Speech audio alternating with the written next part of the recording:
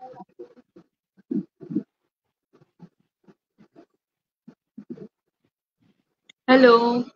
Good evening to all.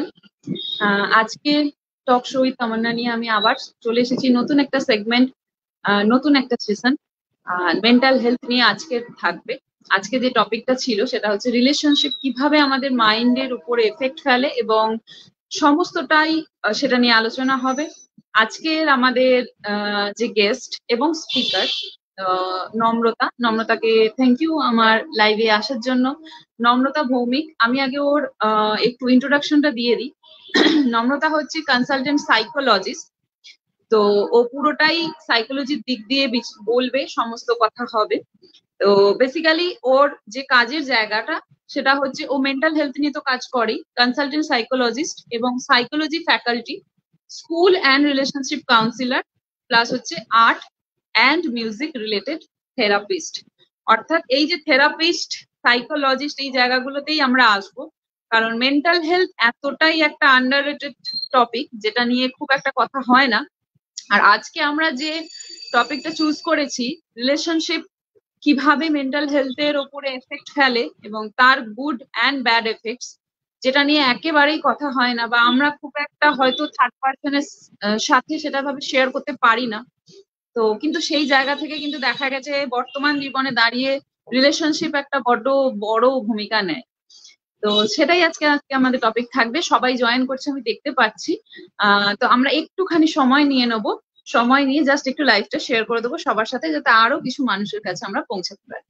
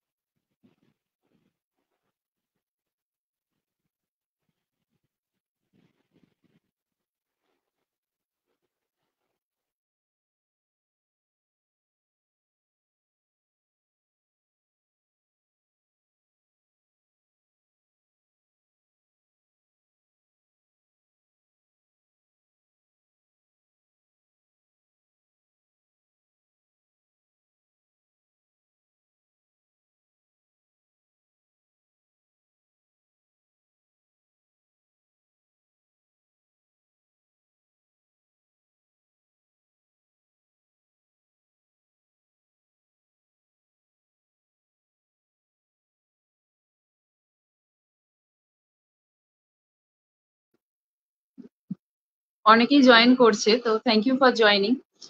প্রথমত আমরা সেশনটাতে শুরু করে দেব। তো নম্রতাকে দিয়েই শুরু করি। প্রথমত তোমাকে অনেক ধন্যবাদ এরকম একটা টপিক বেছে দেওয়ার জন্য, চুজ করার জন্য। কারণ মেন্টাল হেলথের অনেক জায়গা আছে, অনেক ভাস্ট এরিয়া, কিন্তু রিলেশনশিপ এই জিনিসগুলো বর্তমান জীবনে দাঁড়িয়ে আমাদের টোটাল লাইফের ওপর, শুধু মেন্টাল হেলথ না, যে কোনো ধরনের স্পিরিচুয়াল হেলথ হতে পারে, ফিজিক্যাল হেলথ হতে পারে। আমরা দেখেছি অনেক সময় অনেক মানুষ বিভিন্ন সমস্যায় ভোগে ফিজিওলজিক্যাল কন্ডিশনের দিক দিয়ে, সেই জায়গাতেও কিন্তু অনেক সময় এই সমস্যাগুলো হতে থাকে। আর রিলেশনশিপ এমন একটা জিনিস যে জায়গাগুলো মানুষ খুব একটা আহ অন্যের সাথে শেয়ার করতে বা ওইভাবে আহ কি বলবো, জিনিসগুলোকে কথাগুলো বলাটাই একটা বড্ড চ্যালেঞ্জিং হয়ে যায়। কারণ হচ্ছে রিলেশনশিপ নিয়ে সেভাবে আমরা কথা বলতে পারি না বা কোথাও গিয়ে আমাদের আটকায়, এবং আলটিমেটলি বর্তমান জীবনে সেটা একটা বড্ড চ্যালেঞ্জের মুখোমুখি হয়ে দাঁড়িয়ে যাই আমরা, এবং যার ফল হয় আমাদের হেলথ, ওভারঅল হেলথ। তো আমি ব্যাক টু নম্রতা, তোমাকে আমি জিজ্ঞাসা করব, প্রথম আমরা আমাদের যে টপিকটাই যে চুজ করেছি আমরা, রিলেশনশিপ বা হেলদি রিলেশনশিপ। আমরা তো এত শুনি বর্তমান জীবনে দাঁড়িয়ে যে টক্সিক রিলেশনশিপ, হেলদি রিলেশনশিপ বা টোটাল ওভারঅল রিলেশনশিপ। তো এই রিলেশনশিপ বা হেলদি রিলেশনশিপ বলতে আমরা আহ কোন জিনিসগুলোকে বুঝবো বা এর মধ্যে কি কি পড়বে? প্রথমেই জানাই তমন্নাকে যে থ্যাংক ইউ সো মাচ আমাকে আজকে এই সেশনে ইনভাইট করার জন্য অ্যাজ এ স্পিকার। আমি খুবই খুশি। আর প্রথম কথা, এত সুন্দর একটা টপিক নিয়ে আমরা ডিসকাশন করছি, সেজন্য অনেক ধন্যবাদ। আর এবারে ফিরে আসি টপিকে, যে হ্যাঁ, হেলদি রিলেশনশিপ আমরা আজকাল সোশ্যাল মিডিয়া দৌলতে বলুক বা যে কোনো কারণে আমরা খুব বেশি আজকাল এই রিলেশনশিপ নিয়ে খুব বেশি চর্চা করছি। মানে আগে এতটা চর্চা ছিল না, সোশ্যাল মিডিয়া দরুন আমরা অনেক রকম অনেক কিছু জানতে পারছি। একটা আমরা নিজেদের মাথায় একটা হেলদি রিলেশনশিপ বা একটা আনহেলদি রিলেশনশিপের সংজ্ঞা নিজেদের মতন করে তৈরি করে নিচ্ছি। কিন্তু অ্যাকচুয়ালি রিলেশনশিপ ইন ইটসেলফ খুব একটা কমপ্লেক্স জিনিস। কারণ দুটো মানুষ বা অনেকগুলো মানুষের মেলবন্ধন এটা। মানুষ মানুষের পার্সোনালিটি থাকে, প্রত্যেকটা মানুষের আলাদা আলাদা চারিত্রিক বৈশিষ্ট্য থাকে। তো সেক্ষেত্রে একটা মানুষ সেই চারিত্রিক বৈশিষ্ট্য নিয়ে যখন আরেকটা মানুষ যার কিনা ভিন্ন চারিত্রিক বৈশিষ্ট্য তার সাথে একটা সম্পর্কে আসছে, তখন কিন্তু এই দুটোর একটা কোথাও গিয়ে একটা মেলবন্ধন হচ্ছে। তো এই যে ডিফারেন্স থাকে মানুষের মধ্যে, সেগুলো একজন আরেকজনটাকে কিন্তু অ্যাকসেপ্ট করে নিয়ে তবে একটা দিকে আমরা এগোতে পারি। তো সেক্ষেত্রে এই যে কোনো রিলেশনশিপ কিন্তু খুব একটা একটা টাইমের পর এগিয়ে নিয়ে যাওয়া খুব ডিফিকাল্ট একটা ব্যাপার, কারণ আমাদের মধ্যে সেই ডিফারেন্স গুলো থাকে, কনফ্লিক্ট অফ ওপিনিয়ন হতে পারে। কিন্তু তারপরেও যাদেরকে আমরা হেলদি রিলেশনশিপ বলি তাদের মধ্যে কি ঝামেলা বা কনফ্লিক্ট হয় না? অবশ্যই হয়। তাহলেই সেটা আনহেলদি হয়ে যায়। আমাদের যদি একে অপরের প্রতি সেই রেসপেক্টটা থাকে, আমরা যদি একে অপরকে সম্মান করতে পারি, সেটা হচ্ছে ফার্স্ট পয়েন্ট। সরি। আমাদের যখন কোনো ঝামেলা বা কোনো রকম কোনো কথোপকথন হচ্ছে একজনের সাথে আরেকজনের, সেখানে আমাদের অনেক সময় এরকম হতেই পারে যে মতামত মিলছে না, তা বলে কি আমরা আরেকজনকে কোনো রকম ভাবে ইনসাল্ট করে কথা বলবো? তা নয়। আমরা সেখানেও যতটা মার্জিত ভাবে, যতটা রেসপেক্টফুলি কথা বলা যায় সেটাই চেষ্টা করবো। হ্যাঁ, আমরা জানি আমরা মানুষ, আমাদের সব রকম ইমোশন আছে, হতে পারে আমরা আউট অফ আমাদের টেম্পার চলে যাই মাঝে মাঝে, কিন্তু সেক্ষেত্রেও আমাদের কন্ট্রোল করাটা সেটা খুবই প্রয়োজন। যদি মনে হয় যে আমরা বেশি টেম্পারটা লুজ করছি, তাহলে আমি বলবো আপনারা নিজেরা নিজেদের খেয়াল রাখুন, সেলফ কেয়ার করুন এবং অবশ্যই একজন প্রফেশনালের কাছে যান যে কিনা আপনার হেল্প করতে পারবে এক্ষেত্রে। এটা গেল রেসপেক্ট। পরবর্তীতে আসছে হচ্ছে কমিউনিকেশন। অনেক সময় দেখা যায় একটা সম্পর্ক কিন্তু প্রথম দিকে ভালো ছিল, বেশ একটা ইন্টিমেসির জায়গা ছিল, মানে সমস্ত কথা একজন আরেকজনের সাথে শেয়ার করছে, কোয়ালিটি টাইম স্পেন্ড করছে। কিন্তু তার সত্ত্বেও কোথাও গিয়ে কিছুদিন বাদে একটা ছন্দ পতন ঘটছে। কেন? না, কমিউনিকেট করতে পারছি না আমরা ঠিক করে আমাদের মনের কথাগুলো, যেগুলো আমরা এক্সপ্রেস করতে চাই। আমরা অনেক সময় মানুষরা ধরে নিই যে আমাদের কথা এমনিতেই লোকেরা বুঝে যাবে, আমাদের একটা এক্সপেকটেশন থাকে। আমরা হয়তো অর্ধেক কথা বললাম, অর্ধেক কথা বললাম না। যেটুকু কথা বললাম না, আমাদের মধ্যে একটা এক্সপেকটেশন থাকে আমাদের হয়তো সেটা, যে আমাদের সামনে মানুষটি আছে সে হয়তো বুঝে নেবে নিজের মতন করে। কিন্তু এটা অনেক সময় নাও হতে পারে, সে হয়তো বুঝতে পারলো না আমাদের কথাটা। সেক্ষেত্রে আমাদের দায়িত্ব যাতে আমরা নিজেদের কথাগুলোকে প্রপারলি এক্সপ্রেস করতে পারি, তার কাছে প্রপারলি কমিউনিকেট করতে পারি, যাতে আমাদের দিক থেকে কোনো রকম ধোঁয়াশা সৃষ্টি না হয় আর সেই ফলত কোনো রকম কোনো মিসআন্ডারস্ট্যান্ডিংস না ক্রিয়েট হয়। সেকেন্ড হচ্ছে থার্ড হচ্ছে সাপোর্ট। সাপোর্ট মানে কি? একজন আরেকজনের কাজে আমরা সাহায্য করার চেষ্টা করব। অনেক সময় এরকম দেখা যায় যে দুজন আহ, মানুষ একসাথে আছেন, তারা শুধুমাত্র যে রোমান্টিক রিলেশনশিপেই আছেন এমন নয়। তারা ভাই বোন হতে পারেন, দুই বোন হতে পারেন, বা বাবা মা হতে পারেন, যে কেউ হতে পারেন। তাদের মধ্যে যদি একজনকে আরেকজনের প্রতি একটা এমপ্যাথি থাকে, তাকে বোঝার একটা চেষ্টা থাকে, যে হ্যাঁ একটা মানুষ যখন কোনো কষ্ট করছে বা কোনো কাজ করছে, সেক্ষেত্রে তার একটা সমস্যা হতেই পারে জীবনে। তো সেই সমস্যাগুলোতে যাতে আমরা তাকে হেল্প করতে পারি। অনেক সময় এমন হয় যে হয়তো কোনো অফিস রিলেটেড ওয়ার্ক, সেক্ষেত্রে আমরা সত্যিকারের আমরা সেই কাজটা জানি না, তাকে সেভাবে সাহায্য করতে পারবো না। কিন্তু আমরা যেটা করতে পারি, মেন্টালি তাকে সাপোর্ট করতে পারি, তাকে এইটুকু আশ্বাস দিতে পারি যে আমরা আছি তার পাশে। সেটুকুই মানুষের কাছে এক এক সময় অনেকটা হয়ে দাঁড়ায়। তো এর গুরুত্ব অনেক সময় আমরা ভুলে যাই। এই মেন্টাল সাপোর্টটা কিন্তু প্রচন্ড ইম্পর্টেন্ট। এর পরবর্তীতে যদি বলি, তাহলে বলবো আমাদের কোয়ালিটি টাইম স্পেন্ড করতে হবে। যদি আমাদের একটা হেলদি রিলেশনশিপকে কন্টিনিউ করতে হয়, সেক্ষেত্রে আমাদের কোয়ালিটি টাইম মানে আমরা সারা দিনটা হয়তো একসাথে কাটালাম, কিন্তু দুজনেই দুটো ফোন নিয়ে বসে আছে এবং দুজনে কারোর সাথে সেরকম ভাবে কোনো কথাবার্তা বললাম না, বা এমন কোনো কাজ করলাম না যেখানে কিনা আমরা নিজেদের মনের কথাগুলো একজনের সাথে আদান প্রদান করতে পারি। সেটা সবসময় যে খুব একটা গভীর মানে গম্ভীর গুরু গম্ভীর ডিসকাশন হতে হবে এমন নয়, কিন্তু একটা কোয়ালিটি টাইম, দুজন মিলে কিছু একটা শিখলাম, একসাথে করলাম, একটা গ্রুপ হিসেবে কাজ করলাম।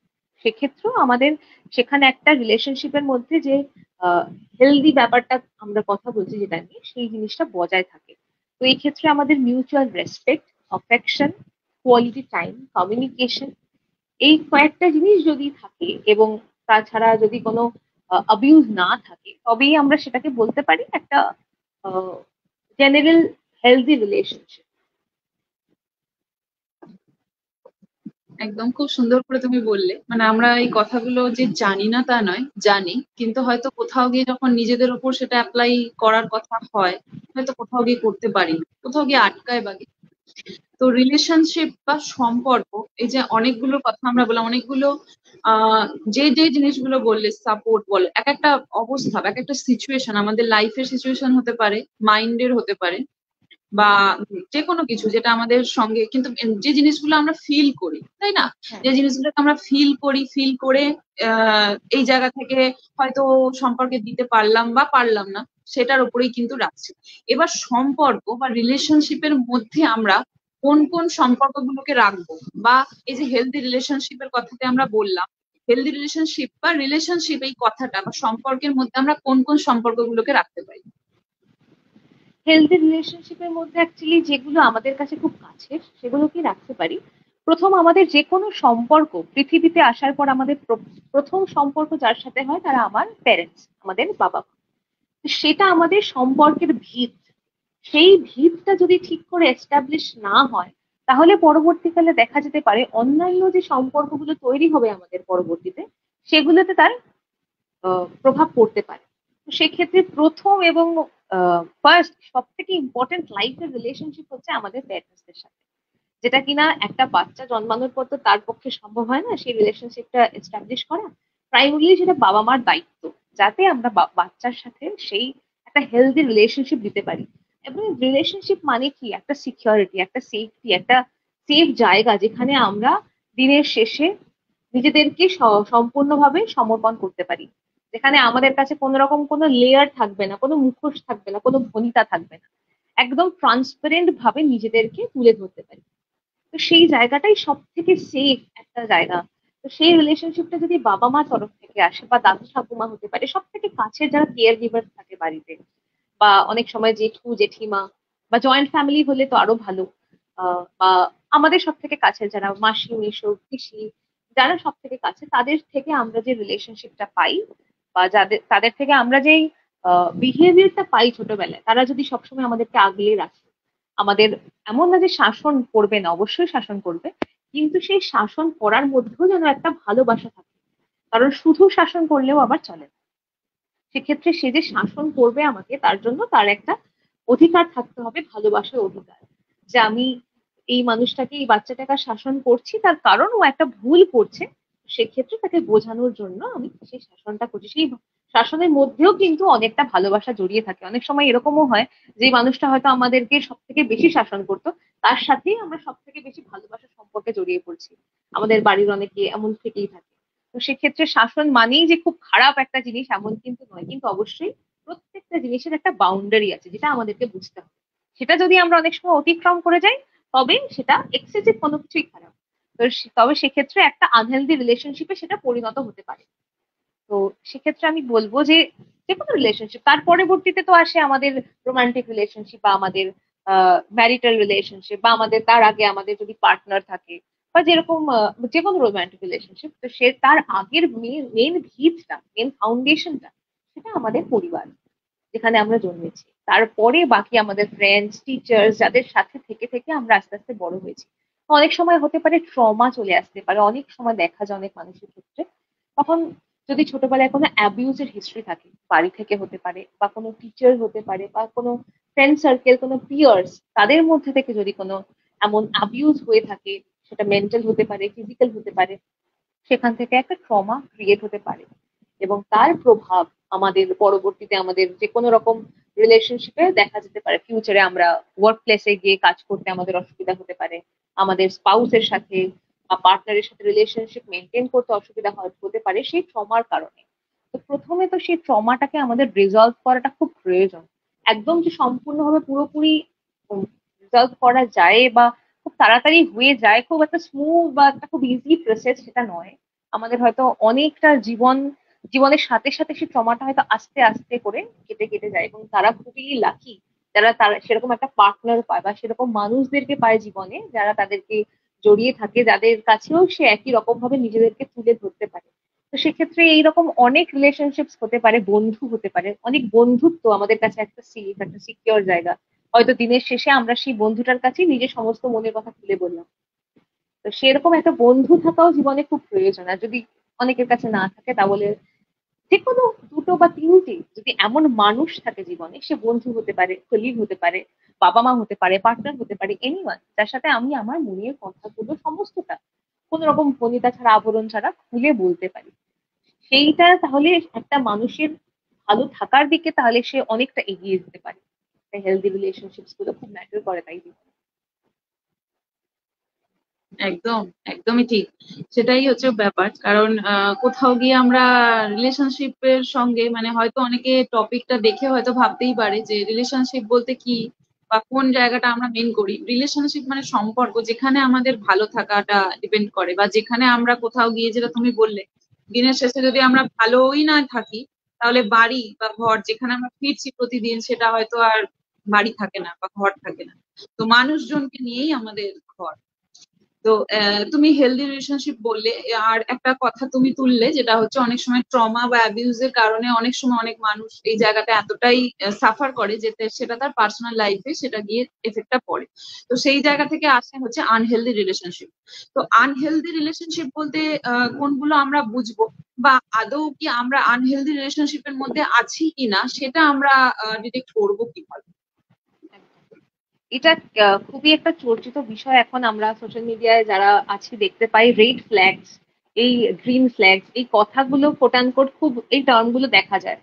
তো যদি আমরা সেভাবেই যদি দেখি যে সেগুলোই অ্যাকচুয়ালি কি ইন্ডিকেটর যে আমরা একটা আনহেলদি রিলেশনশিপে আছি। তো প্রথমে তো আমি এটা বলে শুরু করবো যে প্রথমে নিজেকে জানতে হবে যে আমি কারোর জন্য আনহেলদি রিলেশনশিপের কারণ হয়ে উঠছি না তো। নিজেকে আগে জানাটা খুব প্রয়োজন, কারণ অনেক সময় এরকম হয় আমরা নিজেদের বিহেভিয়ারটাকে ওভারলুক করে যাই, আমরা অন্যের দিকেই আঙুলটা পয়েন্ট করতে বিজি থাকি। তো প্রথমত তো নিজেকে জানুন, নিজেকে বুঝুন, নিজের বিহেভিয়ারটাকে দেখুন, একটু দূর থেকে দাঁড়িয়ে দেখুন যে আপনি মানুষটা কেমন, এই মানুষটা ঠিক তো। সেটা যদি আমরা বুঝে যাই, তাহলে পরবর্তীতে আমরা সেই স্টেপ গুলো নিতে পারি বা সেই পজিশনে আসি যে বাইরের মানুষটা আমার সাথে কিরকম সম্পর্কে আছে, সেটা আনহেলদি না হেলদি, সেই জিনিসগুলো আমরা আস্তে আস্তে চিহ্নিত করতে পারি।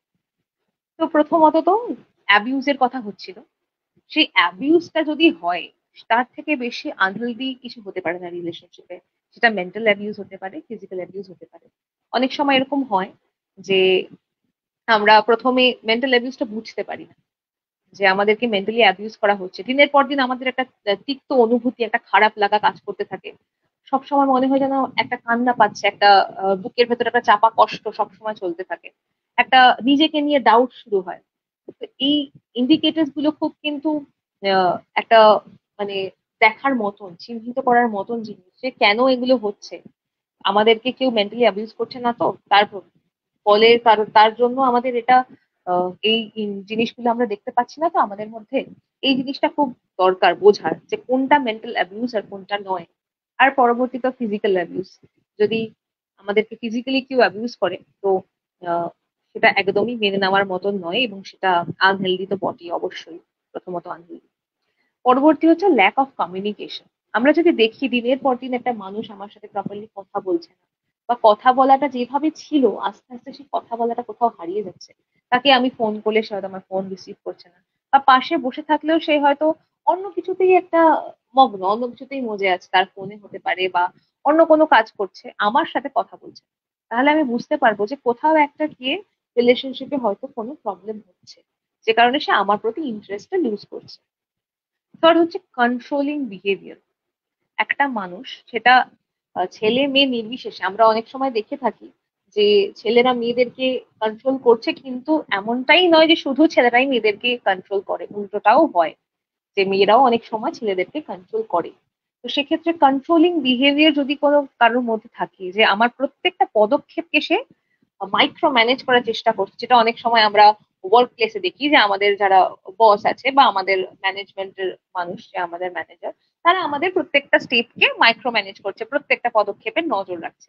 তো সেটা যদি আমার পার্টনার বা আমার সাথে যে সম্পর্কে আছে সেই মানুষটা করে, তাহলে সেটাও অনেক সময় আনহেলদি হয়ে যায়, কারণ আমাদের পজিটিভনেসটা থেকে থাকে রিলেশনশিপে, কিন্তু সেটা যদি একটা সাফোকেশনের জায়গায় চলে আসে, আমি নিজেকে খুব ক্লস্ট্রোফোবিক মনে হচ্ছে যে আমি হয়তো খুব আটকে যাচ্ছি চারিপাশ থেকে, নিঃশ্বাস নেওয়ার সেই স্পেসটা পাচ্ছি না, তাহলে সেটা অবশ্যই একটা জায়গার পরে গিয়ে আপনি ফিল করতে পারবেন যে সেটা আনহেলদি হয়ে যাচ্ছে, এবং সেটাকে চিহ্নিত করাটা খুব জরুরি। আমরা প্রথমে তো আমাদের চিহ্নিত করতে হবে যেটা আনহেলদি, তারপরে আমরা পরবর্তী ধাপে যেতে পারবো।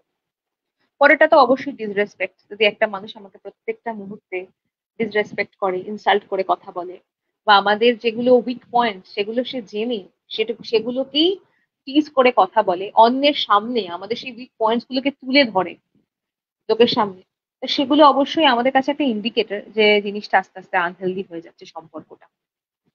এরপরে বলবো আইসোলেশন, বা সে আলাদা করে নিচ্ছে সম্পূর্ণভাবে নিজেকে, সে হয়তো অন্য কোথাও যাচ্ছে, বা একটা ট্রাস্ট ইস্যু তৈরি হয়ে যায় সেখানে, যে সে হয়তো বন্ধুদের সাথে যাচ্ছে বা অন্য কোনো মানুষের সাথে মিট করছে বা যাই করছে, সে আমাকে বলছে না, বা সে সেই জিনিসগুলোকে জানানোর প্রয়োজন মনে করছে না, বা অনেক সময় মিথ্যেও বলছে।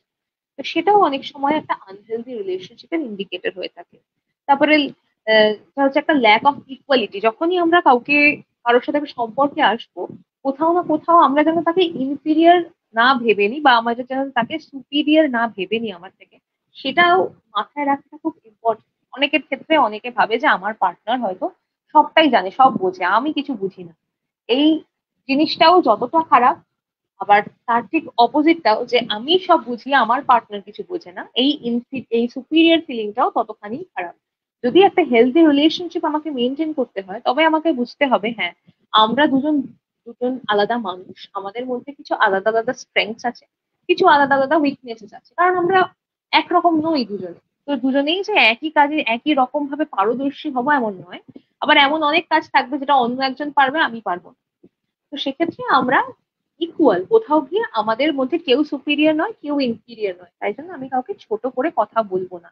এই ইনফিরিয়র ফিলিংটা যদি কন্টিনিউয়াসলি চলতে থাকে একটা রিলেশনশিপে, তাহলে সেখান থেকে অনেক রকম স্ট্রেস, অ্যাংজাইটি, ম্যারিটাল ডিসস্যাটিসফ্যাকশন হতে পারে, বা অনেক রকম সাইকোলজিক্যাল ইস্যুস অ্যারাইজ করতে পারে। আবার যদি সেই সুপিরিয়র ফিলিংসটাও চলতে থাকে, তাহলে কোথাও গিয়ে সে নিজেকে বস বা মাস্টার ভাবতে শুরু করে, এবং অপরজনকে সে নিজের ইনফিরিয়ার বা সাবঅর্ডিনেট ভাবতে শুরু করে। সেটা কোনো রিলেশনশিপের মধ্যে অবশ্যই কাম্য নয়।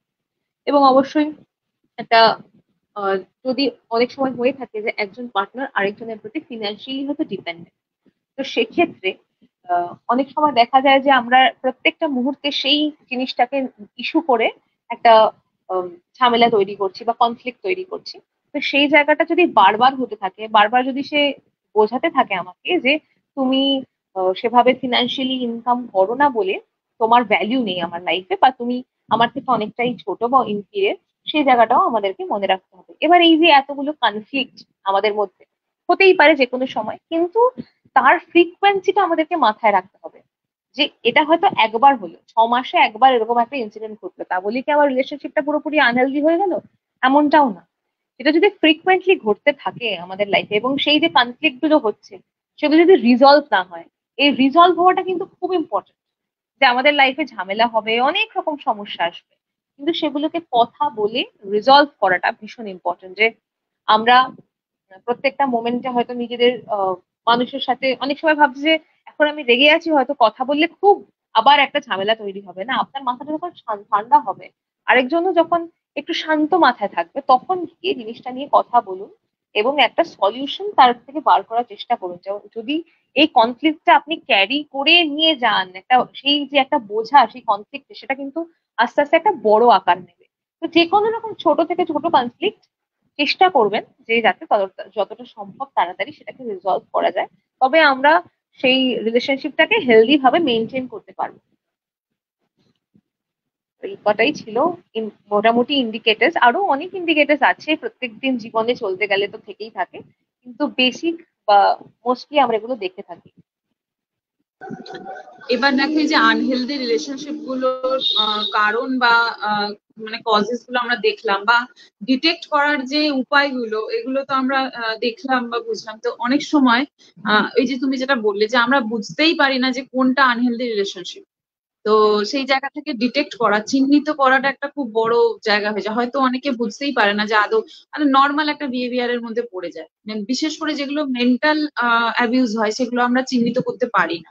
কারণ আবারও সেই ঘুরে ফিরে একই কথাতে আসা, যে শরীরের কষ্টটা আমরা খুব সহজে দেখতে পারি বা বুঝতে পারি, কোথাও একটা মনের কষ্ট হলে বা মন খারাপ হলে আমরা কিন্তু বলি না যে আমার খুব মন খারাপ করছে বা আমার আজকে মনটা ভালো নেই। তো এই জায়গাগুলো থেকে একটা বড্ড নিজের সাথে একটা কনফ্লিক্ট তৈরি হয়ে যায়, যে আমি কি আদৌ ভালো আছি বা আমি আমি কি চাই। এই জায়গাটা মানুষ ধরতে পারে না, যে আমরা বুঝতেই পারি না যে অ্যাকচুয়ালি আমি কি চাইছি।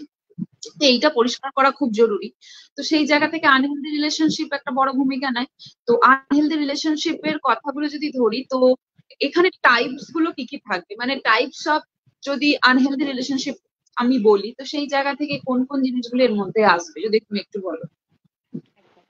প্রথমত তো বলবো যেটাকে বলা হয় গ্যাস লাইটিং। জিনিসটা হচ্ছে সেটা শুধুমাত্র যে একটা রোমান্টিক পার্টনারের সাথেই যে আমাদের সে এই সম্পর্কটা থাকে বা এরকম কিছু ঘটে এমন নয়। সেটা যে কোনো সম্পর্কই হতে পারে, কিন্তু সেটা যখন আমাদের পার্টনারের সাথে ঘটে তখন সেই জিনিসটা আরো বড়ভাবে ইম্প্যাক্ট করে মেন্টালি আমাদের। তো সেক্ষেত্রে যখন আমরা এই গ্যাস লাইটিংটা হচ্ছে এমন একটা জিনিস যেখানে আমাদের পার্টনার আমাদেরকে ক্রমাগতভাবে ম্যানিপুলেট করার চেষ্টা করছে। এমন কিছু ঘটছে আমাদের লাইফে প্রতিনিয়ত যেগুলো আমরা দেখতে পাচ্ছি চোখের সামনে, যেগুলো ঠিক নয়, আমাদের ভুল বলে আমরা বুঝতেও পারছি, কিন্তু তখন যখন আমরা পার্টনারের সাথে সেটা নিয়ে ডিসকাস করতে যাচ্ছি, সেই জিনিসটাকে সম্পূর্ণভাবে উড়িয়ে দিচ্ছে এবং আমাদেরকে প্রতি মুহূর্তে ভুল প্রতিপন্ন করার চেষ্টা করছে। সে বোঝাতে চাইছে যে এমন কিছু হয়তো ঘটেনি, জিনিসটা আমার ভুল। অনেক সময় এরকমও হয় গ্যাস লাইটিং এর ক্ষেত্রে যে আমাদের নিজেদের মধ্যে একটা সেলফ ডাউট অ্যারাইজ করে দেওয়া হয় যে আমরাই কি তবে দোষী, আমরাই কি তবে ইরেসপন্সিবল, আমরাই কি ইনসিনসিয়ার, আমাদের মধ্যে কি কোনো খামতি আছে। আর প্রচন্ড একটা খারাপ লাগার অনুভূতি, নিজেকে শেম করার অনুভূতি, নিজেকে সবসময় সবকিছুর জন্য দায়ী করার একটা অনুভূতি কাজ করে নিজের মধ্যে যখনই আমি সেই রিলেশনশিপটাতে আছি। কারণ আমি যখনই দেখতে পাচ্ছি এমন কিছু ঘটছে, আমার পার্টনারকে আমি বলছি এবং আমার ইমোশনের কোনো ভ্যালিডেশন নেই, এটা কিন্তু খুব একটা ইম্পর্টেন্ট পয়েন্ট। যখন আমি আমার পার্টনারের সাথে আমার অনুভূতিগুলো শেয়ার করবো যে আমার হয়তো এটাতে খারাপ লেগেছে বা আমার হয়তো এটাতে দুঃখ হয়েছে, রাগ হয়েছে, সেখানে আমার পার্টনার কিন্তু সম্পূর্ণভাবে সেটাকে গুরুত্ব না দিয়ে উড়িয়ে দিচ্ছে যে এটা তো হতেই পারে না, তুমি বেশি সেনসিটিভ। এরকম অনেক রকম এরকম কথা শোনা যায়, মানে সেটা যখন একটা বড় আকার ধারণ করে যে খুব মেজর ইস্যুজও হচ্ছে আমাদের লাইফে, সেখানেও আমাদের পার্টনার সেটাকে কোনো রকম ভাবে ভ্যালিডেশন দিচ্ছে না যে এটা যে সত্যি একটা দুঃখজনক ব্যাপার বা দুঃখ পাওয়ার মতন ব্যাপার, বা আমি যে দুঃখ পেয়েছি সেই ফিলিংসটা তার কাছে কোনো গুরুত্বই নেই। সে তার নিজের লাইফটা সেভাবেই কন্টিনিউ করছে, জাস্ট যেটাকে আমরা বলি পাত্তা দিচ্ছে না। ওই আমাদের ইমোশনসটাকে পাত্তা না দেওয়ার মতন বিহেভিয়ার তার মধ্যে চলে আসে। দিনের পর দিন হয়তো আমরা তারই পাশে শুয়ে আছি, ঘুমোচ্ছি না বা ঠিক করে খাচ্ছি না বা ঠিক করে তার সাথে কথা বলছি না, কিন্তু সে সেগুলোকে কোনোটাই দেখতে পাচ্ছে না, বুঝতেও পারছে না। তো ওখানে আমাদের মধ্যে একটা এমন কানেকশন তাহলে আমরা লুজ করছি যেখানে আমাদের পার্টনার আমাদেরকে বুঝতেই পারছে না বা বুঝতে চাইছেও না। তো এই জায়গাটাতে আমাদের খুব ভালো করে নোটিস করতে হবে যে আমাদের সূক্ষ্ম অনুভূতিগুলো না হলেও যেগুলো আমাদের অনুভূতি, যেগুলো খুব ডিপ অনুভূতি, সেগুলো যদি আমাদের পার্টনার একদমই বুঝতে না চায়, তাহলে আমাদেরকে একটু রিথিঙ্ক করতে হবে, ভাবতে হবে আমাদের রিলেশনশিপটা কতটা হেলদি কতটা আনহেলদি সেটা নিয়ে। এবং সেটা যদি দিনের পর দিন ঘটতে থাকে একটা প্রলং পিরিয়ড অফ টাইম, তাহলে তো অবশ্যই আমাদেরকে সেক্ষেত্রে নজর করতে হবে। আমাদের সেক্ষেত্রে সেলফ এস্টিমটা প্রচন্ড কমে যায়, সেলফ কনফিডেন্স কমে যায়, আমরা নিজেদের কাজটা ঠিক করে করতে পারিনি, প্রত্যেকটা ইন্ডিকেটর যে হতে পারে এটা আমাদের সম্পর্কের কারণ। এর পরবর্তীতে আরেকটা হতে পারে ট্রমা বন্ডিং। এটাও খুব একটা পরিচিত কনসেপ্ট যেটা আজকালকার দিনে খুব দেখা যাচ্ছে যে একজন মানুষ যে কিন্তু খুব ভালো একটা রিলেশনশিপে আছে তার পার্টনারের সাথে, কিন্তু সেটা কিছু দিনের জন্য, মানে এগুলো অ্যাকচুয়ালি এপিসোডিক হয় ট্রমা বন্ডিংটা। হয়তো আমি আজকে এবং কিছুদিন ধরে আমার পার্টনারের সাথে প্রচন্ড ভাবে তাকে অ্যাবিউজ করলাম ফিজিক্যালি মেন্টালি, তারপর ঠিক কিছুদিন বাদেই তারপরে একটা প্রচন্ড একটা প্রেম, প্রচন্ড ভালোবাসা, একটা কাইন্ডনেস চলে এলো। মানে প্রথমে একটা অ্যাবিউজাল ফেজ, তারপরে একটা লাভ ফেজ, তারপর আবার একটা অ্যাবিউসিভ ফেজ, তারপর আবার একটা লাভ ফেজ। মানে এভাবে এপিসোড গুলো চলতে থাকে একটার পর একটা। সেটা হচ্ছে ট্রমা বন্ডিং। যখন আমরা ঝামেলা করছে, অ্যাবিউজ করছে আমাদেরকে একজন পার্টনার, তখন আমাদের যতটা খারাপ লাগছে, আমরা তখন ওই মোমেন্টে হয়তো বেরোতে চাইছি রিলেশনশিপটা থেকে, কিন্তু আমাদের কোথাও গিয়ে কিছুদিন বাদে মনে হচ্ছে না আবার তো সেই একই রকম হয়ে গেল, আবার আরো বেশি করে প্রেমটা যেন তীব্র হয়ে গেল ওই ঝামেলাটার পরে। কিন্তু আমরা কিন্তু কোথাও একটা মনের কোণায় জানি যে এরপরে আবার কিন্তু একটা অ্যাবিউজ আসবে। সেই মানুষটা কিন্তু ক্রমাগত ভাবে, এমন না যে আজকে এটা থেমে গেল মানে থেমে গেল, এমনটা নয়, আবার পরবর্তীতে আমাকে অ্যাবিউজ করবে। কিন্তু এখানে সব থেকে একটা ইন্টারেস্টিং ব্যাপার হচ্ছে, যখন আমরা অ্যাবিউজ হচ্ছি তখন আমাদের খারাপ লাগছে খুব, মানে সেটা খুবই একটা জেনুইন ফিলিংস। কিন্তু যখন অ্যাবিউজটা শেষ হচ্ছে হচ্ছে লাস্ট ফেজে চলে আসে, তখন আমাদের আবার মনে হয় আচ্ছা অ্যাবিউজটা হয়ে গেল, তার মানে এবার কিন্তু আমাদের প্রেমের ফেজ চলে আসছে, এবার আমাদের ভালোবাসার ফেজ চলে আসছে। সেখান থেকে কোথাও কোথাও কিছু কিছু মানুষের একটা অ্যাবিউজিভ ফেজের জন্য ক্রেভিং আসে, যে তাহলে অ্যাবিউজটা হলে বোধহয় আমাকে তার পরবর্তীতে আমি সেই প্রেমটা বা সেই ভালোবাসাটা দেখতে পাবো, অ্যাবিউজটা না হলে কিছু দেখতে পাচ্ছি না। তো সেটা খুবই একটা আনহেলদি রিলেশনশিপ, যে আমাদের আমাদের সবসময় একটা সেই ক্রেভিং থাকে যে সেই মানুষটার থেকে ভালোবাসা পাওয়ার। এবং সেটা ভালোবাসাটা আসবে কিভাবে? না, অ্যাবিউসিভ ফেজটা কেটে গেলে ভালোবাসাটা আসবে, তাই জন্য আমার অ্যাবিউসিভ ফেজটা খুব প্রয়োজন। তো এই জিনিসটাই যখন আমরা ফিল করছি যে আমরা কিন্তু একটা ট্রমা বন্ডে আটকে গেছি, এটা একটা সাইকেল, এই সাইকেল থেকে আমরা ভেঙে বেরিয়ে আসতে পারছি না, আমাদের কিন্তু এটা খুব একটা বড় ইন্ডিকেটর যে আমাদের লাইফটা একটা দোলাচলের মধ্যে চলে এসেছে, কোথাও গিয়ে কোনো একটা স্টেবিলিটি নেই, একটা সবসময় আনসার্টেনটি কাজ করছে, যে একটা আহ, একবার খারাপ একবার ভালো, এই স্টেবিলিটিটা যদি না থাকে আমাদের রিয়েল লাইফ মানে আমাদের ডেইলি লাইফে, আমরা কিন্তু প্রপারলি কাজ করতে পারবো না, আমাদের প্রত্যেকটা ক্ষেত্রে অসুবিধা হতে থাকবে এবং আমাদের মেন্টাল হেলথ একদম ভালো থাকবে না, আমাদের অ্যাংজাইটি, স্ট্রেস, ডিপ্রেশন, এই জিনিসগুলো ক্রমাগত ভাবে বাড়তে থাকবে। তো আমাদের এই দিকে খুবই বেশি করে নজর দেওয়া উচিত, এই ট্রমা বন্ড। এবং থার্ড যেটা আমি বলতে চাইবো সেটা হচ্ছে, এখনকার দিনে একটা খুব পরিচিত একটা টার্ম সেটা ইউজ হয়, বেঞ্চিং। বেঞ্চিং হচ্ছে এমন একটা জিনিস যেখানে অলরেডি আমি হয়তো কোনো সম্পর্কে সেভাবে কমিটেড নেই, কিন্তু কিছু কিছু কিছু সম্পর্কে আমি জড়িয়ে আছি, একের থেকে বেশি, অনেকগুলো সম্পর্কে আমি জড়িয়ে আছি, কিন্তু কোনোটাতেই আমি কমিটেড নই। এবং সেখানে আমার কাছে সবকটাই একটা অপশন, হয়তো প্রায়োরিটি লিস্ট সেট করা আছে সেখানে, ফার্স্ট অপশন কে, সেকেন্ড অপশন কে, থার্ড অপশন কে। সেই ফার্স্ট অপশনটা যদি আমার কাছ থেকে বেরিয়ে যায় তবে আমি সেই সেকেন্ড অপশনে চলে আসবো, আবার সেকেন্ড অপশন বেরিয়ে গেলে আমি থার্ড অপশনে চলে আসবো। এই বেঞ্চিং এর ক্ষেত্রে দেখা যায় যে কমিটমেন্টের জায়গাটা প্রচন্ড ভাবে ল্যাকিং।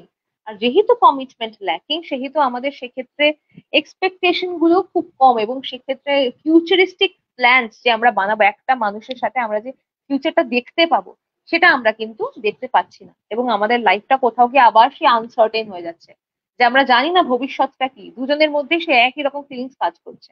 কারণ যে কোনো সুস্থ স্বাভাবিক একটা হেলদি রিলেশনশিপে আমরা যেটা দেখতে পাই যে হ্যাঁ, আমরা দুজন একে অপরের ব্যাপারে শিওর, অন্তত সেই মোমেন্টে শিওর, যে মোমেন্টে আমরা সেই সম্পর্কে আছি, যে এর পরে আমরা যেটা দেখতে পাবো রিলেশনশিপে সেটা কিন্তু একটা স্টেবল জিনিস, আমি তাকে নিয়েই আমার ভবিষ্যৎটা পরিকল্পনা করব। কিন্তু বেঞ্চিং এর ক্ষেত্রে আমরা কিন্তু সেই তাকেটাকে খুঁজে পাচ্ছি না, আমরা অনেক জনকে দেখতে পাচ্ছি, এবং সেক্ষেত্রে আমাদের লাইফটাও একটা কোথাও আনসার্টেন একটা একটা অ্যাংজাইটির মধ্যে চলে যায়। কারণ যে কোনো রকম আনসার্টেন থেকে আমাদের একটা স্ট্রেস বা একটা অ্যাংজাইটি বিল্ড আপ হয়। তো সেক্ষেত্রে আমাদের সেটাকেও মাথায় রাখাটা খুব জরুরি। আর একটা যেটা খুবই ইম্পর্টেন্ট এই সোশ্যাল মিডিয়ার যুগে সেটা হচ্ছে ক্যাট ফিশিং, এই টার্মটা ইউজ করা হয় বেসিক্যালি। এটা হচ্ছে যে উম, অনেক রকম মানুষ আইডেন্টিটি ফেক করে অ্যাকাউন্ট তৈরি করে তাদের, বা ফেক আইডেন্টিটি থেকে তাদের অনেক রকম মানুষকে পিং করে, বা সেখান থেকে কথোপকথন হয় তাদের মধ্যে। তো সেই ভরসার জায়গাটা কোথাও তারা তৈরি করতে চায় একটা ফেক আইডেন্টিটির উপর বেস করে, সেখানে ট্রাস্ট নেই, সেখানে কমিটমেন্ট নেই, সেখানে জেনুইনিটি নেই। আমি নিজে পুরো মানুষটাই অ্যাজ এ ফেক ইন্ডিভিজুয়াল আরেকজনের কাছে ধরা দিতে চাইছি। তো সেখানে অনেক সময় দেখা যায় যে অনেকে ভিকটিম হচ্ছে এই ফেক আইডেন্টিটির, মানুষকে বিশ্বাস করে হয়তো তার সাথে যখন দেখা করতে যাচ্ছে তখন দেখছেন মানুষটা অলরেডি বিবাহিত, তার হয়তো অনেকগুলো সন্তান আছে। বা দেখা যাচ্ছে আমি হয়তো এতদিন একটা মেয়ে ভেবে একজনের সাথে কথা বলছিলাম, সে দেখা গেল একটা ছেলে, এরকম হতে পারে। বা অনেক সময় দেখা যাচ্ছে যে আমি যার সাথে ভেবেছিলাম সে হয়তো আমারই সমবয়স্ক, কিন্তু যখন আমি তার সাথে দেখা করতে গেলাম বা সে যখন অ্যাকচুয়ালি এলো আমার সাথে সামনাসামনি, সেই মানুষটা কিন্তু আমার থেকে অনেকটাই তার বয়সটা বেশি, আমার এক্সপেকটেশন অনুযায়ী নয়। এমন নয় যে বয়স বেশি মানুষের সাথে সম্পর্কে জড়ানো যায় না, এমন কথা আমি কখনো বলছি না। আমি বলছি আমি যেখানে তার কাছে এক্সপেক্ট করেছিলাম, আমি সেই মানুষটা আমাকে জানিয়েছিল যে সে আমার সাথে সমবয়স্ক, কিন্তু কোথাও একটা যেন ট্রাস্টটা ভেঙে যাচ্ছে যখন আমি তাকে সামনাসামনি দেখছি। বা আমি তার জেনুইন অ্যাকচুয়ালি সে কে, তার রিয়েল আইডেন্টিটিটা জানতে পারছি। তো এই জিনিসগুলো খুব ইম্পর্টেন্ট আমাদের মাথায় রাখা, এগুলো সবকটাই আনহেলদি রিলেশনশিপের মধ্যেই পড়ে।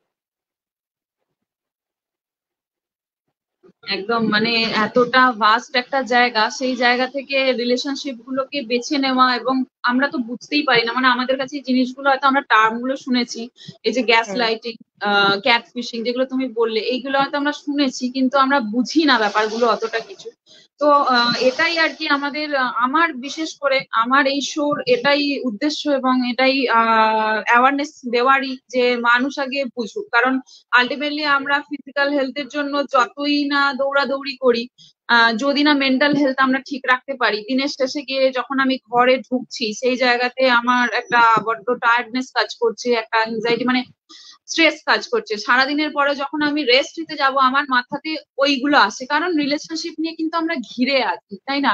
যে কোনো কিছু, তুমি যেমন শুরু করলে পেরেন্টস থেকে, ফ্রেন্ডস থেকে, কলিগ থেকে, মানে আমরা কিন্তু সারাটা দিন যে কোনো মানুষের সাথে মিট করি, বা কাজের হুম। ক্ষেত্র হোক বা পার্সোনাল ক্ষেত্র, কিন্তু আমরা মানুষকে ঘিরেই তো আছি, তাই না?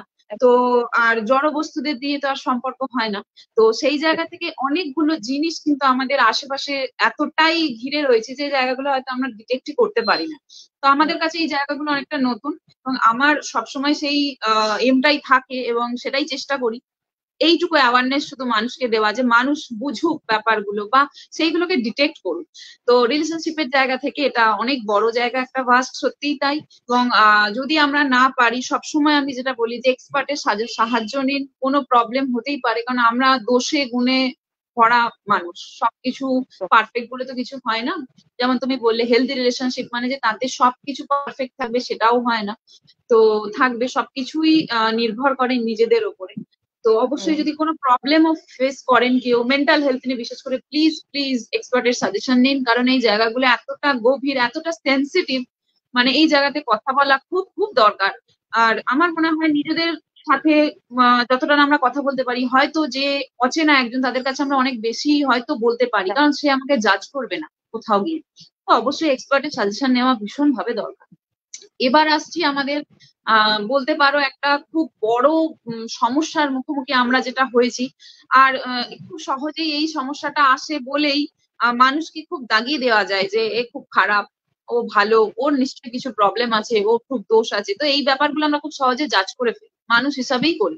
সেটা হচ্ছে বর্তমান জীবনে চলতে গিয়ে আমাদের রিলেশনশিপের ক্ষেত্রে দেখতে পাই যে ডিভোর্স, ম্যারাইটাল রিলেশনশিপের ক্ষেত্রে ডিভোর্সের সংখ্যা বড্ড বেড়ে গেছে। এবং যদি আমরা লাভ রিলেশনশিপের কথা বলি, সেই জায়গা থেকে কিন্তু আমাদের ব্রেকআপস অনেক বেড়ে গেছে, মানে বিচ্ছেদ, বিচ্ছেদ অনেকটা বেড়ে গেছে আগের তুলনায়। আমরা বললে আগেকার যুগ ভালো ছিল, আগেকার যুগে এই হতো না সেই হতো না, এখন হয়, এখন এত বিচ্ছেদ বেড়ে গেছে। তো এই যে ডিভোর্স অ্যান্ড ব্রেকআপস, এইটার মেন কারণটা কি, কেন এখনকার দিনে এত বেশি পরিমাণে ডিভোর্স বা ব্রেকআপস গুলো হচ্ছে, এবং সম্পর্কের ভাঙনটা বড্ড দেখা দিচ্ছে, যে এটার মূল কারণ কি, বা এগুলো কেন অ্যারাইজ করছে, যদি একটু বল। একদম। এই যে ডিভোর্স বা ব্রেকআপ বা যে কোনো রকমের বিচ্ছেদ, সবটাই আমাদের কাছে অনেকটাই দুঃখজনক ব্যাপার। যে কোনো লস বা সেপারেশন সত্যি আমাদের কাছে অনেকটা দুঃখ, অনেকটা গ্রিফ নিয়ে আসে জীবনে। কিন্তু আমাদেরকে একটা কথা মনে রাখতে হবে, অনেক সময় এই ডিভোর্সের ক্ষেত্রে আমরা দেখি যে খুব গ্রেসফুলি একটা সম্পর্ক হয়তো শেষ হচ্ছে। আবার ঠিক উল্টোটাও দেখা যায় যে দুজন মানুষ একে অপরের প্রতি কাদা ছিটিয়ে তাদের আহ সম্পর্কটাকেই কালিমা লিপ্ত করে তবে তার সম্পর্কটা শেষ করছে। এক্ষেত্রে আমার একটা জিনিস বলার আছে, যে আমরা যখন যে কোনো সম্পর্ক শুরু করি, সেক্ষেত্রে সেই সময়টা আমাদের কাছে কিন্তু সত্যি হয়। তখন কিন্তু আমাদের ফিলিংসটা আরেকজন মানুষের প্রতি সত্যি ফিলিংস হয়।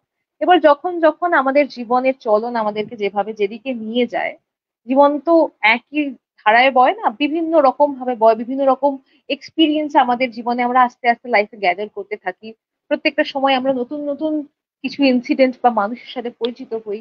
তো সেক্ষেত্রে আমাদের অ্যাজ আ হিউম্যান বিং আমরা কিন্তু অনেকটা চেঞ্জ হয়ে যাই। যখন আমরা সম্পর্কটা শুরু করেছিলাম এবং তারপরে আমি যখন আস্তে আস্তে অ্যাজ এ ইন্ডিভিজুয়াল গ্রো করছি, চেঞ্জ হচ্ছে, অনেক রকম হতে পারে। চেঞ্জেস মোটামুটি একটা মানুষের মধ্যে আসছে, একটা মানুষ না, দুটো মানুষের মধ্যেই আসছে চেঞ্জ। তো তখন সম্পর্কটা শুরু করার মোমেন্টে আমার যা এক্সপেকটেশন ছিল আমার আহ, যে পার্টনার আছে তার থেকে, এবং তার যা এক্সপেকটেশনস ছিল আমার থেকে, আমার মনে হয়েছিল হয়তো কোথাও গিয়ে আমাদের মনে হয় যে সেগুলোকে আমরা মিট করতে পারবো বা এখন দাঁড়িয়ে পারছি। কিন্তু সেটাই যখন আস্তে আস্তে আমরা অনেকটা পথ চলতে চলতে যখন দেখি যে না, এই এক্সপেকটেশনস গুলো মিট করছে না, কোথাও গিয়ে আমরা নিজেরা খারাপ থাকছি এবং আমাদের খারাপ থাকার কারণে হয়তো আমরা তার প্রভাব আমার পুরো পরিবারের ওপর পড়ছে বা আমার পার্টনারের ওপর পড়ছে এবং সন্তান থাকলে তাদের ওপরও পড়ছে। তো সেক্ষেত্রে দাঁড়িয়ে দেখতে গেলে এই ডিভোর্স বা ব্রেকআপ খুবই একটা হেলদি জিনিস, যদি সেটা একটা ভালো রিজনে করা হয়। যে আমি খুব খারাপ একটা পরিস্থিতিতে আছি, একটা সম্পর্কে আছি, এবং আমার সন্তান যদি থেকে থাকে, সেই একটা এনভায়রনমেন্ট দেখছে বাড়িতে, এই এনভায়রনমেন্টটা কাম্য নয়, তার কাছে খুব আনহেলদি একটা এনভায়রনমেন্ট, যার কাছে সেটা আবার একটা ট্রমা হিসেবে দাঁড়াতে পারে এবং সেই ট্রমাটা তার লাইফের পরবর্তী রিলেশনশিপ গুলোকে হ্যাম্পার করতে পারে। তো আমার অ্যাজ আ বাবা মা, যদি আমি একজন রেসপন্সিবল বাবা মা হই, আমি আমার সন্তানকে সেই পরিবেশ থেকে প্রথমত বাইরে নিয়ে যাওয়ার চেষ্টা করবো। অনেক সময় হয় যে তাদেরকে হোস্টেলে পাঠিয়ে দেওয়া হয়, যদি একটা এরকম পরিবেশ থাকে তাকে ইজিয়ার অপশন হোস্টেলে পাঠিয়ে দিলাম। এবং সেকেন্ড অপশন হচ্ছে ডিভোর্স।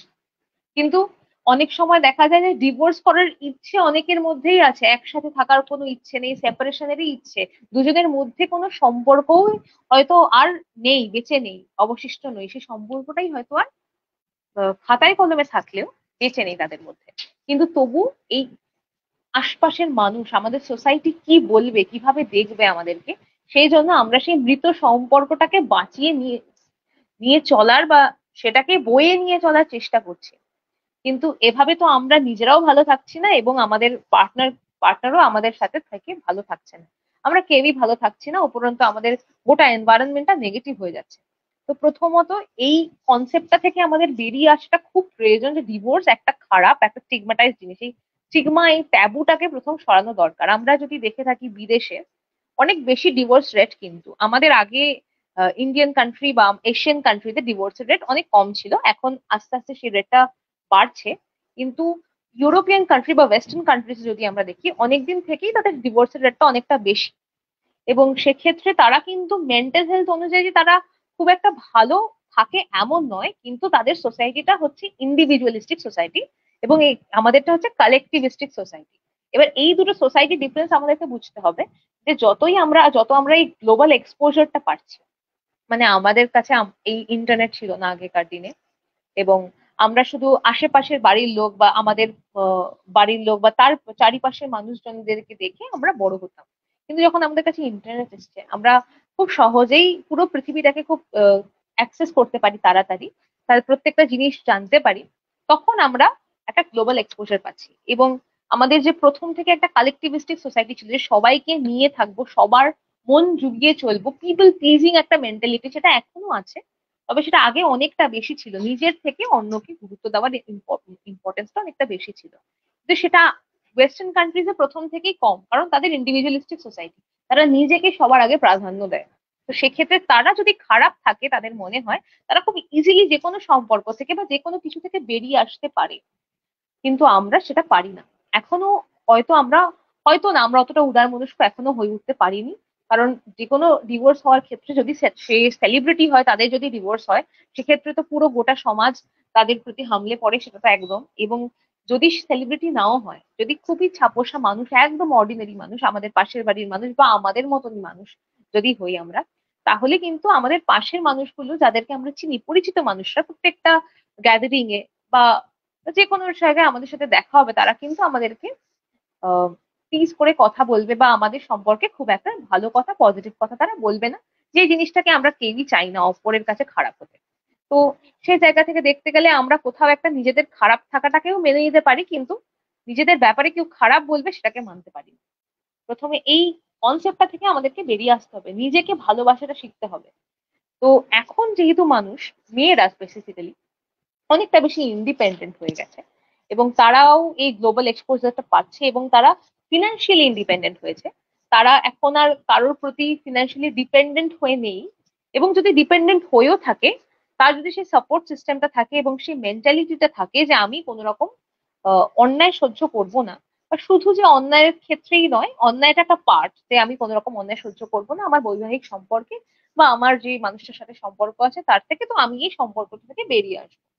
আর আবার এমনটাও হয় যে শুধু কোনো অন্যায় হচ্ছে না কিন্তু সম্পর্কটাতে, এমন কিছু জিনিস হচ্ছে যেগুলো তার সাথে আমার মিলছে না, এবং সেটা অনেক দিন ধরে দেখা যাচ্ছে তারা এক সেম ট্র্যাকে যাচ্ছে না, এবং তাদের মেন্টালিটি কোথাও একটা এক জায়গা থেকে শুরু করলে আস্তে আস্তে সেটা কিন্তু ডাইভার্জ হয়ে যাচ্ছে। তো সেক্ষেত্রে দুটো মানুষ যদি একই জায়গায় এসে মিলতে না পারে তাদের একসাথে থাকার পরেও, তাহলে তাদের সেই একসাথে থাকার কোনো মানে হয় না। তো সেক্ষেত্রে নিজেদেরকে ভালো রাখার জন্য তারা অনেক সময় সেই ফেজ থেকে বেরিয়ে আসতে চায়।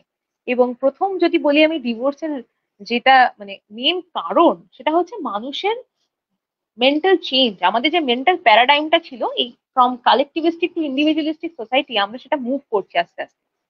তো এই কারণে আমরা নিজেদেরকে বাকি সবার উপরে রাখছি এবং নিজেদের ভালো থাকাটাকে গুরুত্ব দিচ্ছি, এবং সেটা মেন্টাল হেলথের জন্য অবশ্যই ভালো। তো সেক্ষেত্রে এটা একটা কারণ, এবং দ্বিতীয় আরেকটা কারণ যেটা কিন্তু খুব একটা পজিটিভ নয়, অনেকটাই নেগেটিভ, যেটা হচ্ছে যে আমাদের ক্ষেত্রে অনেক আইন এসছে, অনেক লজ এসছে, যেখানে দেখা যায় যে এই অ্যালিমনি বা অনেক রকমের লুপ হোলস, যেগুলো ডিভোর্স করলে কিন্তু খুব সহজেই আমাদের কাছে সেই জিনিসটা আমরা পেয়ে যাচ্ছি। তো এই বিয়েটাকে তখন কিন্তু আমরা শুধুমাত্র একটা উইপন হিসেবে ইউজ করছি ডিভোর্স করার জন্য, যে বিয়েটা করছি ডিভোর্সটা করবো এবং আমি সব সুবিধা পেয়ে যাবো। তো সেক্ষেত্রে এই জায়গাগুলো আমরা অনেকটা অ্যাওয়ার হয়ে গেছি, অনেকটা জেনে গেছি যে এইভাবে আমরা অনেক ভালো থাকতে পারবো। আমরা বেসিক্যালি মানুষের অ্যাডভান্টেজ নিচ্ছি, সেটা শুধু ছেলে মেয়ে নির্বিশেষে হতে পারে। তো সেক্ষেত্রে এই জায়গাতে একটা বড় কারণ, কারণ আমরা দেখতে পাই মানে অনেক ফোরামে কাজ হয়, সেখানে আমি অনেকগুলো কেস দেখেছি নিজেই, যেখানে মানুষ সত্যি নিজেদের ফিনান্সিয়াল সাপোর্টের জন্য বা অ্যালিমেনির জন্য বিয়ে করছে, এবং সেই শুধুমাত্র ওই মনিটারি বেনিফিটের জন্যই আবার ডিভোর্সও করে দিচ্ছে, যে তারা পরবর্তীতে ভালো থাকবে। তো সেক্ষেত্রে এগুলো ডিভোর্সের এক একটা কারণ। কিন্তু যদি সবকিছুরই একটা লুপ হোল থাকে, যে কোনো ভালো কাজ যখন আমরা যে কোনো ল ইমপ্লিমেন্ট করি, যে কোনো কিছু একটা ভালো কাজ করতে যাই, তার কিন্তু একটা না একটা লুপ হোল, তারা সত্যি সেখান থেকে মানে সেই মানসিকতার মানুষ যে তারা লুপ হোল বার করতে চাইবে তবে তারা বার করে ফেলবে। তা বলে আমরা ভালো কাজ করাটা অবশ্যই বন্ধ করে দিতে পারি না। তো আমি বলবো যে হ্যাঁ, ডিভোর্স যে সব সময় খারাপ তা নয়। দুটো মানুষ যদি ভালো থাকে, আমরা যদি দেখি সে মানসিক ভাবে ভালো আছে, শারীরিক ভাবে ভালো আছে ডিভোর্সের পরেও, তবে সেই ডিভোর্সটা কিন্তু কোনো খারাপ জিনিস নয়। স্টিগমাটা আমাদেরকে প্রথমে নিজেদের মধ্যে থেকে, নিজেদের সমাজের থেকে, নিজেদের মানুষের মাথার থেকে বার করতে হবে। কারণ একজন একজন করেই একটা সমাজ সৃষ্টি হয়। আমি সমাজের যতটা, আমি যদি মনে করি যে আমি একজন ইম্পর্টেন্ট ইন্ডিভিজুয়াল সমাজে, এবং আমার পাশের মানুষটা যদি তাই মনে করে, এবং এটার একটা যদি গ্রুপ, গোটা গ্রুপ সেটাই মনে করে, তবেই তো একটা সোসাইটি চেঞ্জ হয়। এই স্টিগমাটা থেকে বেরিয়ে আসাটা খুব দরকার।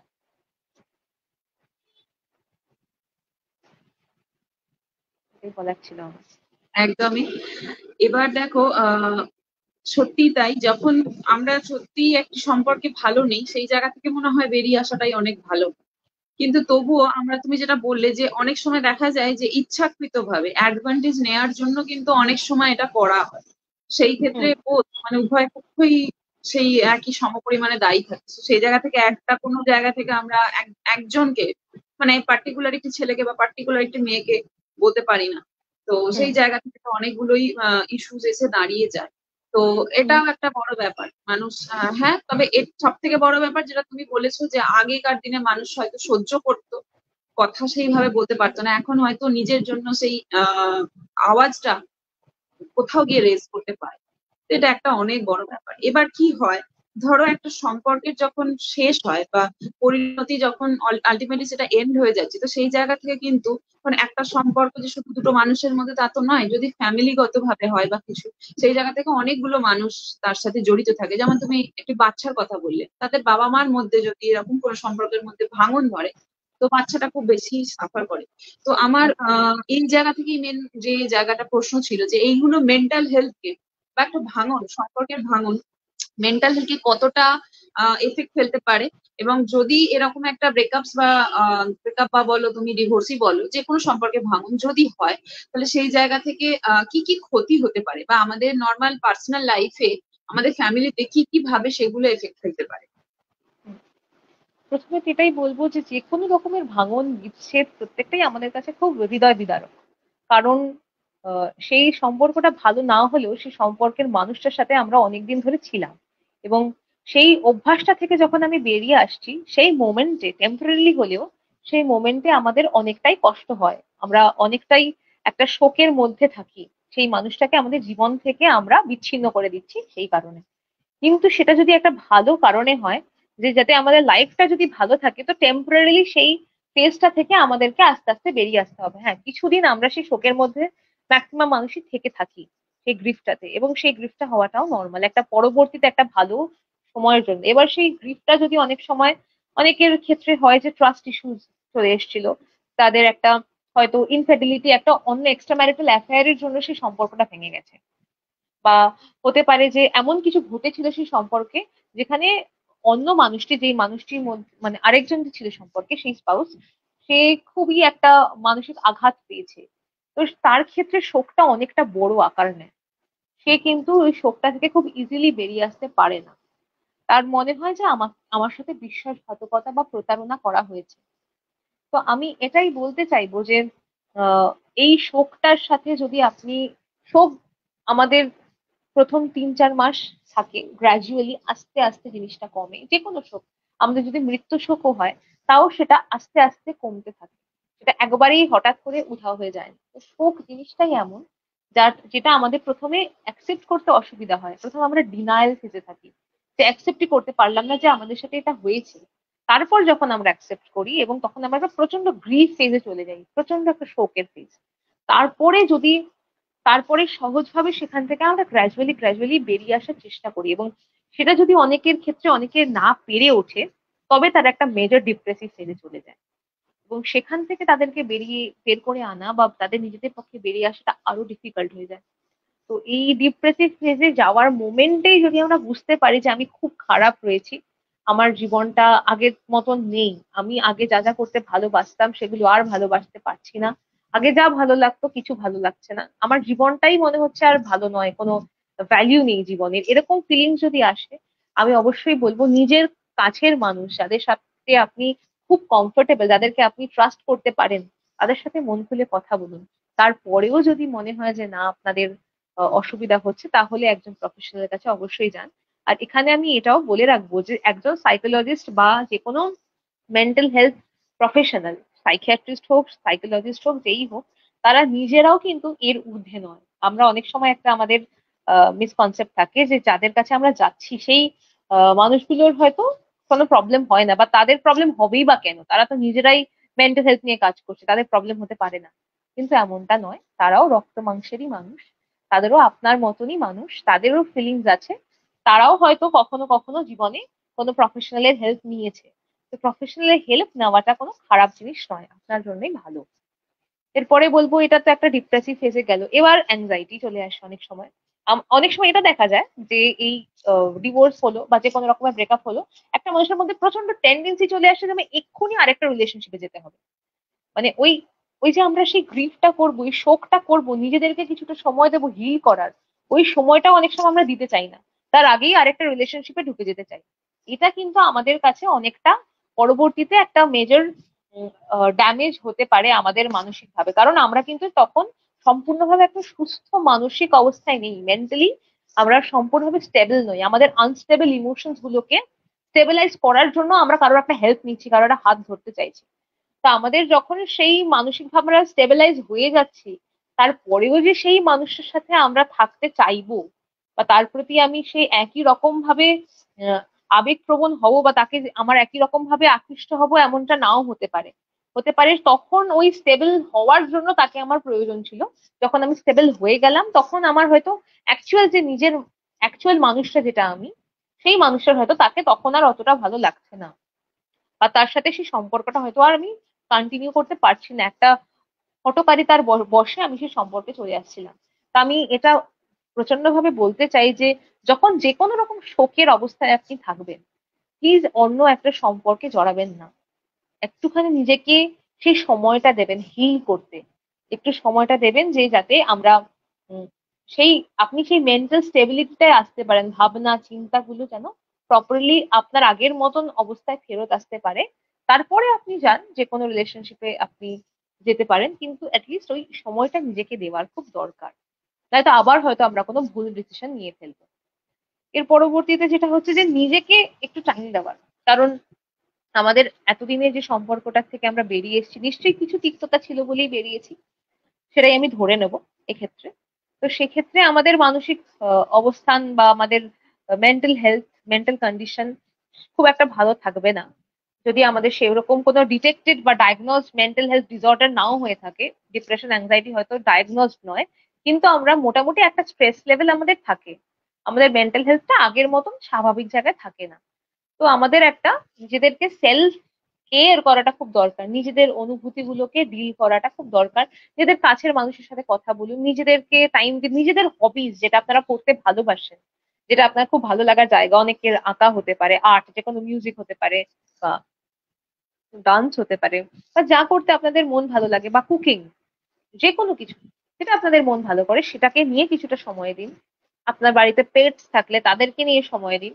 কারণ আমরা জানি পেটস বা যে কোনো পোষ্য আমাদের বাড়ির, সেটা আমাদের কাছে শুধু বাড়ির পোষ্যই না, রাস্তায়ও যেই প্রাণীরা আছে, অনেক ডগ, বিড়াল, কুকুর যারা থাকে, তারাও কিন্তু স্ট্রে অ্যানিমাল। তাদের সাথে যে কোনো প্রাণী সাথে আমরা যখনই কন্ট্যাক্টে আসি, সেটা কোনো বাচ্চাও হতে পারে, যে আমাদের মতন অতটা বড় নয়, আমাদের মতন অনেক একটা কমপ্লেক্স মেন্টাল স্টেটে নেই, তাদের সাথে যখন আমরা যে কোনো বাচ্চা বা কুকুর বিড়ালের সাথে আমরা খেলি, তখন আমাদের মনটা অনেকটা বেটার হয়ে যায়। কারণ সেই ইনোসেন্সটা আমাদেরকে খুব টাচ করে মনকে।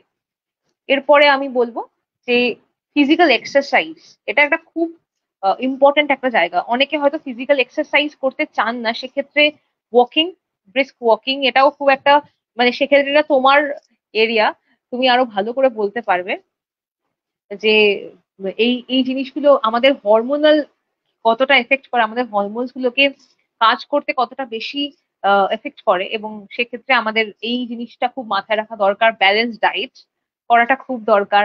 তো এই জিনিসগুলো মাথায় রাখাটা খুব দরকার। এগুলো কিন্তু আমাদের সেলফ কেয়ারের মধ্যেই পড়ছে, আমরা নিজেরা নিজেদের খেয়াল রাখছি।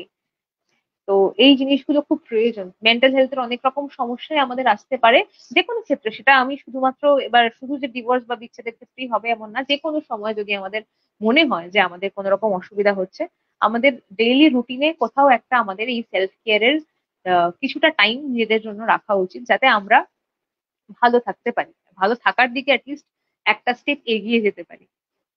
তো ভালো রাখাটা নিজেদেরকে খুব প্রয়োজন, আর নিজেদেরকে ভালো না রাখলে আমরা চারিপাশটাকে ভালো রাখতেও পারবো না। একদমই, একদমই তাই। কারণ সেলফ কেয়ার নিয়ে যখন কথা হয়েছিল, ঠিক এই টপিক গুলোই উঠে এসেছিল যে মেন্টাল হেলথ নিয়ে আমরা অনেক কথা বলতে পারি না, কিন্তু যখন কথা বলি তখন হয়তো এই যে যখন বলি সেলফ কেয়ার করো, নিজের জন্য একটু সময় দাও। আমি যখন ডায়েট প্রেসক্রিপশনও করি, সমস্ত পেশেন্টকে এটাই বলা থাকে যে নিজের জন্য সময় বার করুন। কারণ প্রতিটা মানুষের একটাই কমন পয়েন্ট থাকে, সেটা হচ্ছে আমার না নিজের জন্য টাইম নেই। নিজের জন্য টাইম নেই। আজকে আমরা মেন্টাল হেলথের কথা বলছি, এত কিছু বলছি, এত কিছু ঘিরে রয়েছে আমাদের জীবনে, কিন্তু কোথাও গিয়ে আমরা নিজের জন্য ভাবতে পারি না। ভাবতে পারি না বলেই তো আজকে আমাদের জীবনে এত সমস্যা আসে। যদি একটু কোথাও গিয়ে একবার মানে ধরো সারা দিনে 24 ঘন্টার মধ্যে 30 মিনিট বা ধরো 1 ঘন্টায় যদি একটু সময় পার করতে পারি, সেটাই অনেক বড় সেলফ কেয়ার হয়ে যায়। এবার সেটা যে কোনো ভাবে হতে পারে, যেমন তুমি বললে হবিস্টিক যে সমস্ত কাজগুলো আমরা করি সেগুলো করতে পারি, পেটস কে নিয়ে থাকতে পারি, এক্সারসাইজ করতে পারি। কারণ মেডিটেশন বা যে কোনো ফিজিক্যাল এক্সারসাইজ যে কতটা ভালো রাখতে পারে আমাদের হেলথ কে। আর হেলথ মানে WHO রেকমেন্ডেড যে সংজ্ঞাটা রয়েছে, সেখানে তো অলরেডি সমস্ত হেলথ কে বলা হয়েছে। সেই জন্যই কিন্তু আমি যখনই এই শোটা করি তার মধ্যে হেলথ জিনিসটা থাকে, এবং নট অনলি শুধুমাত্র যে ফিজিক্যাল হেলথ সেটা নয়, অলসো মেন্টাল হেলথটাও আছে। যেন ঘুরে ফিরে আমি বারবার বারবার মেন্টাল হেলথ নিয়ে কথা বলতে চাই, এবং আমি আরো চাই যে এই জিনিসগুলো আরো কথা হোক। যে কথাগুলো হয়তো আমরা ওপেন প্ল্যাটফর্মে আজকে বলছি, এই কথাগুলো বলতেই আমরা সংকোচ বোধ করি, তো বলা ভীষণ দরকার। যে কোনো থেরাপিস্ট হতে পারে, আপনার ডক্টর হতে পারে, ডায়েটিশিয়ান হতে পারে, সাইকোলজিস্ট হতে পারে, বা সাইকিয়াট্রিস্ট হতে পারে, যে কেউ, আপনার বন্ধু হতে পারে, আপনার পার্টনার হতে পারে, যার সাথে আপনি সেফ ফিল করবেন, নিজের জায়গাটা মেলে ধরতে পারবেন, নিজেকে মেলে ধরতে পারবেন, তবেই না আমাদের জীবন ভালো থাকবে, তাই না? স্ট্রেস অ্যাংজাইটি আজকালকার দিনে এতটা হয়ে গেছে, তার কারণ একটা ব্যাড রিলেশনশিপ, টক্সিক রিলেশনশিপ হতেই পারে, অন্য কারণও হতে পারে, যেমন তুমি বললে এডুকেশনাল পারপাসে হতে পারে, চাকরি পাচ্ছে না অনেকে, চাকরি চলে গেছে হতে পারে, যে কোনো কিছু, বা কোনো খুব কাছের মানুষের মৃত্যু হতে পারে, সবকিছুই শোক। মানে শোক কাটিয়ে ওঠা সত্যি খুব মুশকিল। কোনো জায়গা থেকে আমরা পারি না বলেই তো আমাদের মধ্যে এতগুলো সমস্যা এসে দাঁড়া বাঁধে। এবং সব থেকে বড় ব্যাপার, যখন মেন্টাল হেলথের এত রকমের মানসিক সমস্যা থেকে আমরা, মেন্টাল হেলথি কথা হচ্ছে বলে বলছি, সমস্যা নিয়ে আমরা ভুগছি না, তখন সেটা কোথাও না কোথাও পরোক্ষভাবে আমাদের ফিজিক্যাল হেলথে সেই এফেক্টটা পড়েই। এবং তখনই আমরা কিন্তু প্রচুর হরমোনাল ইমব্যালেন্স দেখতে পাই। এই যে টোটাল পিসিওডি নিয়ে এত কথা হয়েছে, আগে আমি অনেক কথা বলেছি পিসিওডি নিয়ে, পিসিওএস নিয়ে, মেয়েদের মধ্যে, ছেলেদের মধ্যে অনেক সমস্যা দেখা দিচ্ছে, এখন ইনফার্টিলিটি বেড়ে যাচ্ছে। তো কেন? কারণ হরমোনাল ইমব্যালেন্স হচ্ছে। আমি আমার মুডকে এনহ্যান্সিং করতে পারছি না, মুড বুস্টিং কোনো কাজ করতে পারছি না, সারাদিন গতানুগতিক নিয়মে সেই একই কাজ করছি, তবুও কোথাও গিয়ে ফিজিক্যাল হেলথ কিন্তু সেই জায়গাতে আমাদের ডিফার করছে। তো ওটাই বলার যে মেন্টাল হেলথকে ভালো রাখা ভীষণ দরকার।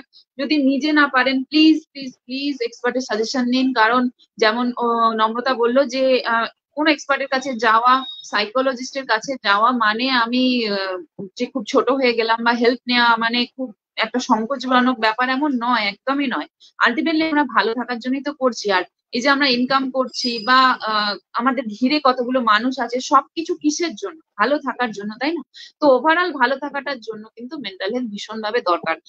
আর তুমি যেটা বললে যে শোক মানুষের আসে জীবনে, কারণ আমরা ভালো মন্দে মিলিয়ে গুছিয়ে একটা মানুষ ইমপারফেক্ট বাট পারফেক্ট রাখার চেষ্টা করি, কিন্তু সবটা মিলিয়েই শোক থাকবে।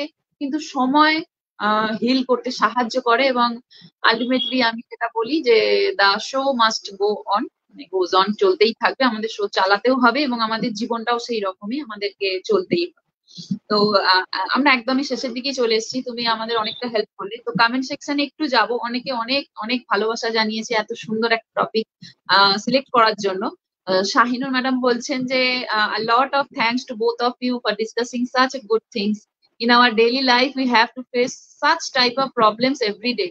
Really, these discussions are very helpful. Actually, মানে আমরা এত এগুলোর মধ্যে দিয়ে যাই, আমরা কথা বলতে পারি না। তো আমি সেটাই চেয়েছি যে আমার শোতে এই ধরনের আলোচনাগুলো হোক, যাতে মানুষ আরো এগিয়ে আসে, কথাগুলো বলা খুব দরকার। আচ্ছা, সহেলি একটি প্রশ্ন করেছে, সহেলি বলছে পোস্টপার্টাম ডিপ্রেশন নিয়ে একটু বলবেন।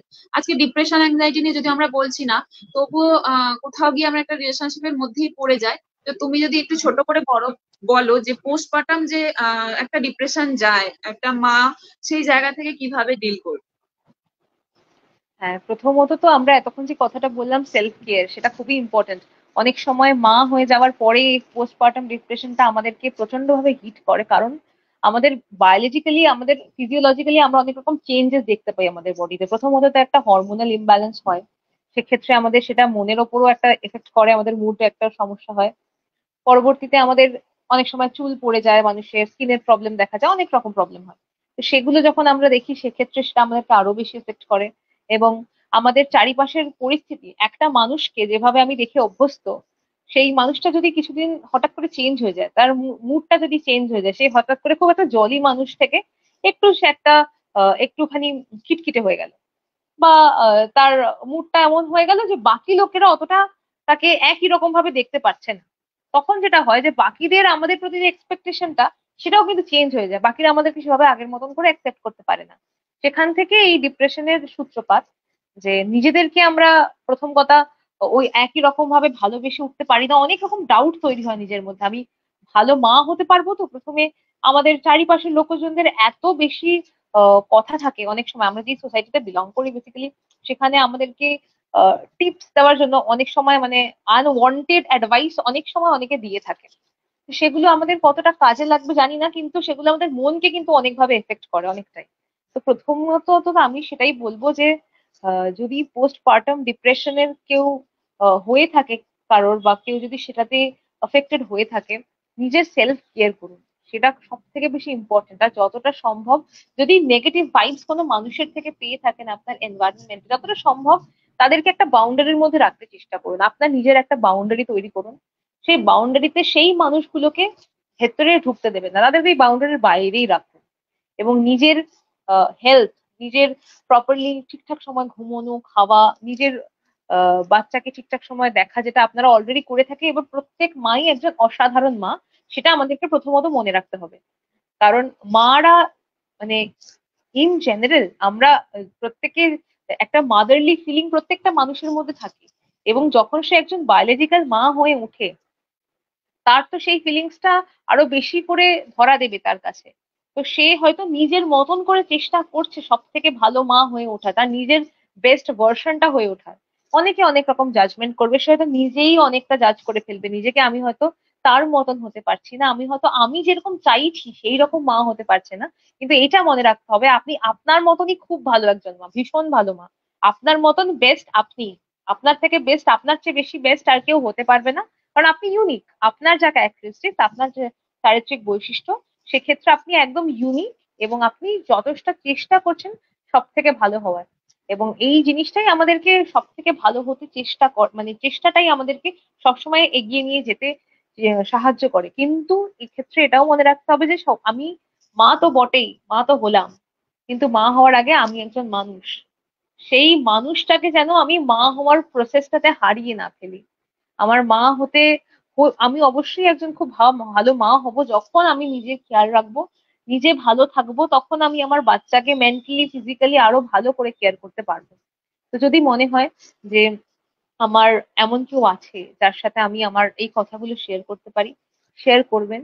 আপনার ছোট ছোট টাইম, আপনার বিজি শিডিউল, খুবই বিজি শিডিউল হয় নতুন মায়েদের, তো সেক্ষেত্রে টাইম বের করাটাও খুব ডিফিকাল্ট। আর সে যদি ওয়ার্কিং মাদার হয় সেক্ষেত্রে আরো অনেকটা একটা স্ট্রেসের মধ্যে চলে আসে মানুষ, একটা মন খারাপের সিচুয়েশন, কারণ সেই কিছুদিন অনেকটা ব্রেক নিতে হয়।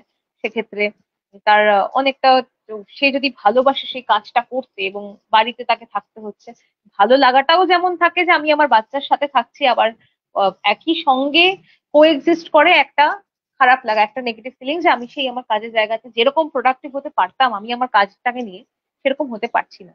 কিন্তু এটা মনে রাখা দরকার যে কিছুদিন বাদে আমি আবার সেই কাজে ফিরে যাব, আগের মতোই, হয়তো আগের থেকে আরো বেশি উদ্যমে কাজ করব। এই কিছুটা ফেজ নিজের জন্য না হয় দিলাম, এই ফেজটাকে আমি পজিটিভলি নিলাম, যাতে এটার জন্য এই ফেজটাই আমি নিজের প্রতি আরো ভালোভাবে খেয়াল রাখতে পারি, নিজেকে আরো বড় ভালো একজন ইন্ডিভিজুয়াল হিসেবে গ্রো করতে পারি, আমার বাচ্চাকে একটা, তাতে যেন আমি আরো ভালো ইন্ডিভিজুয়াল হিসেবে গ্রো করতে পারি। ভালো বই পড়ুন, ভালো গান শুনুন, ভালো মানুষ যারা কিনা পজিটিভ মানুষ তাদের সাথে কথা বলুন, তাদেরকে মনে হয় যে আপনি যে তাদের থেকে কিছু শিখতে পারবেন এমন মানুষের সাথে কথা বলুন। বা আপনি এমন, আমাদের ইউটিউবে এখন অনেক কিছু অ্যাভেলেবেল, অনেক পজিটিভ জিনিস অ্যাভেলেবেল আছে।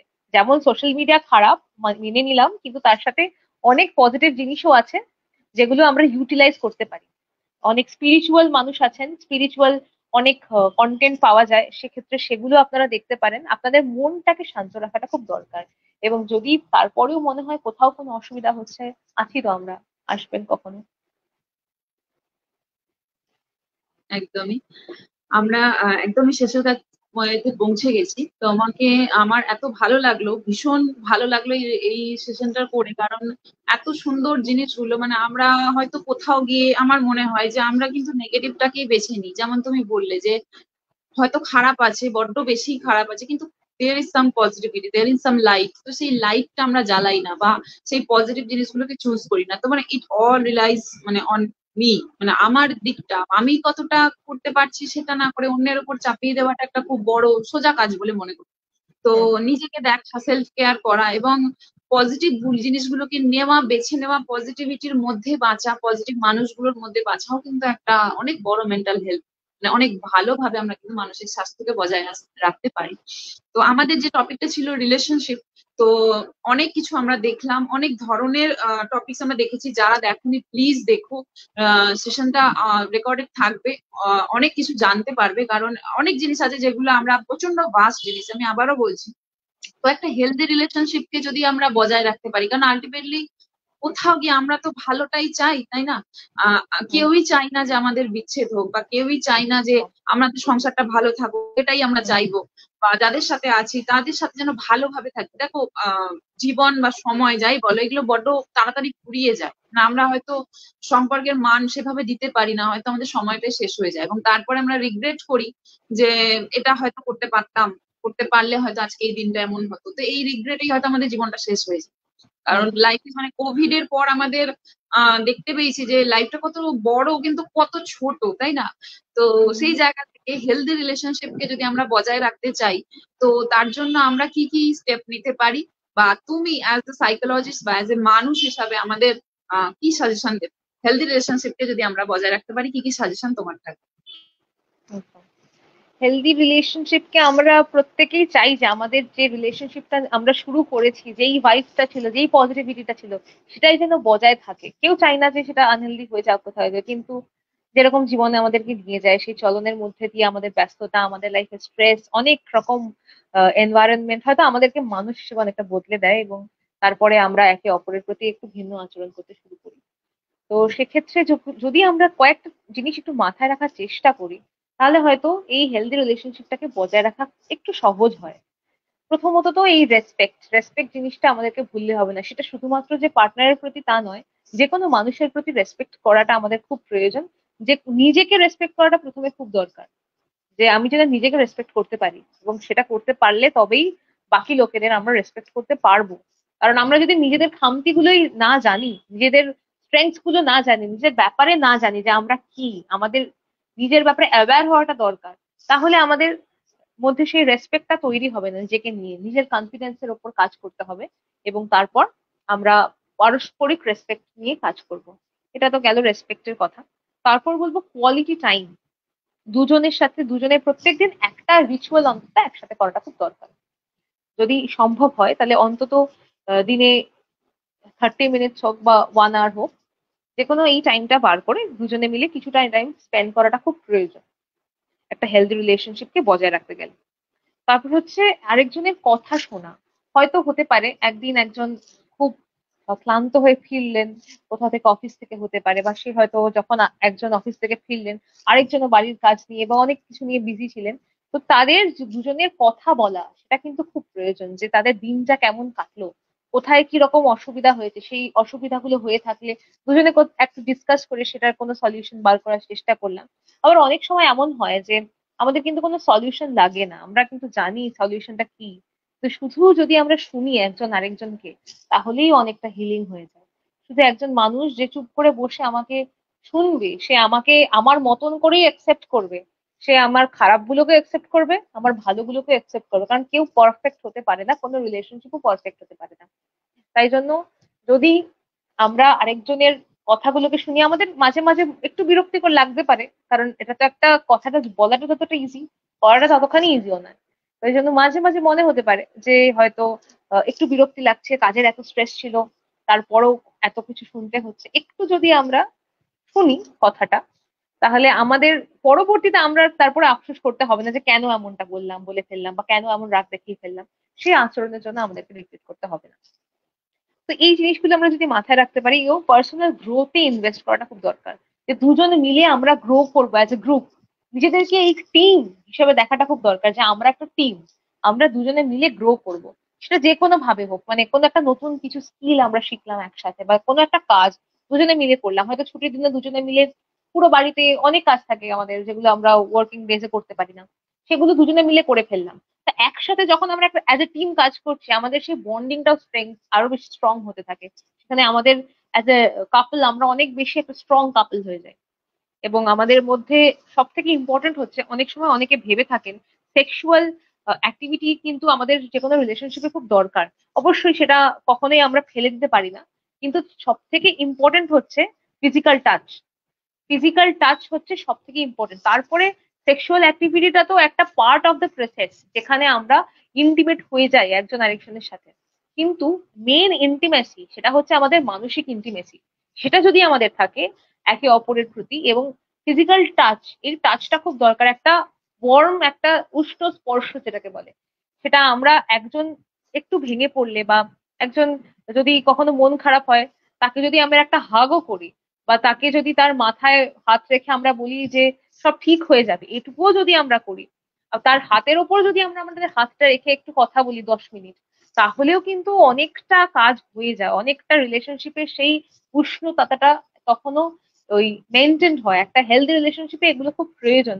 এগুলো যদি আপনারা এভরিডে মেনটেন করেন, আমরা হয়তো একটা ভেবে চিন্তে করতে হয় না যাদের সেই ন্যাচারাল ফ্লোটা থাকে, অত ভেবেচিন্তে কাজ করতে হয় না। কিন্তু যদি মনে হয় কারোর যে আমরা এফোর্ট দিতে চাই আমাদের রিলেশনশিপে, হয়তো রিলেশনশিপটা আস্তে আস্তে নিস্তেজ হয়ে পড়ছে, তখন এই এফোর্ট গুলো আমাদেরকে একটুখানি ইন্টেনশনালি পুশ করে দিতে হয়, নিজেদেরকে একটু মনে করে করে দিতে হয়।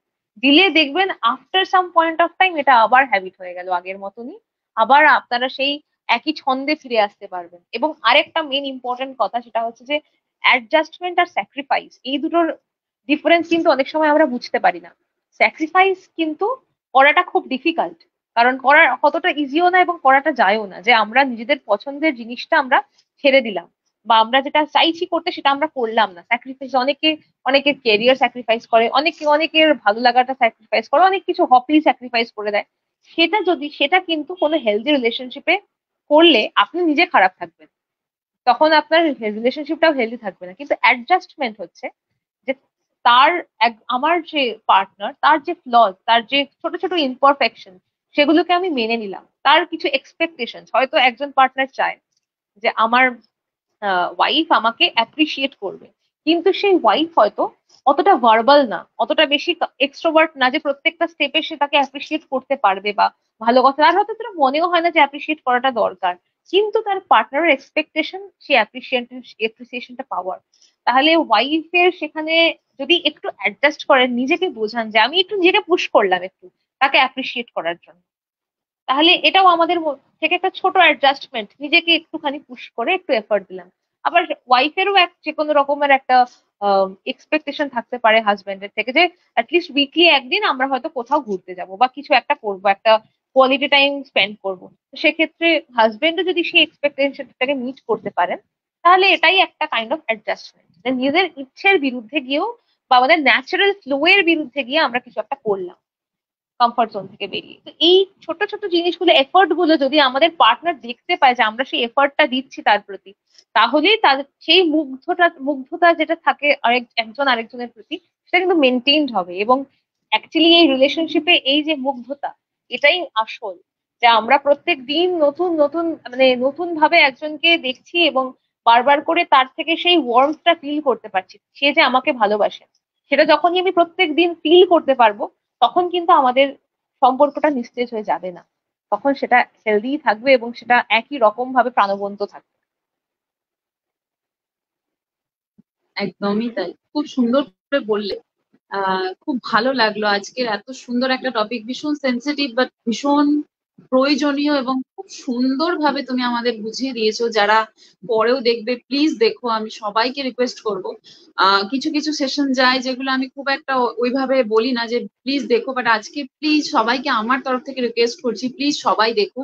সবাই সমৃদ্ধ হবে এইটুকু বলতে পারি, কারণ আমাদের নতুন নতুন জিনিস তো আমরা প্রতিদিনই দেখি বা শিখি, যে কোনো ভাবে সোশ্যাল মিডিয়া হোক বা নর্মালি এডুকেশন লাইফে হোক বা নর্মাল আমাদের রিয়েল লাইফে হতে পারে, কারণ জীবন মানে তো একটা শিক্ষাই বলতে পারি, একটা বড় এডুকেশন। তো অনেক কিছু আমাদের শেখা বাকি থেকে যায়, কারণ আমরা এতটুকু ছোট্ট জীবনে কতই বা করতে পারি, বা হয়তো পুরোটা করে উঠতেও পারি না।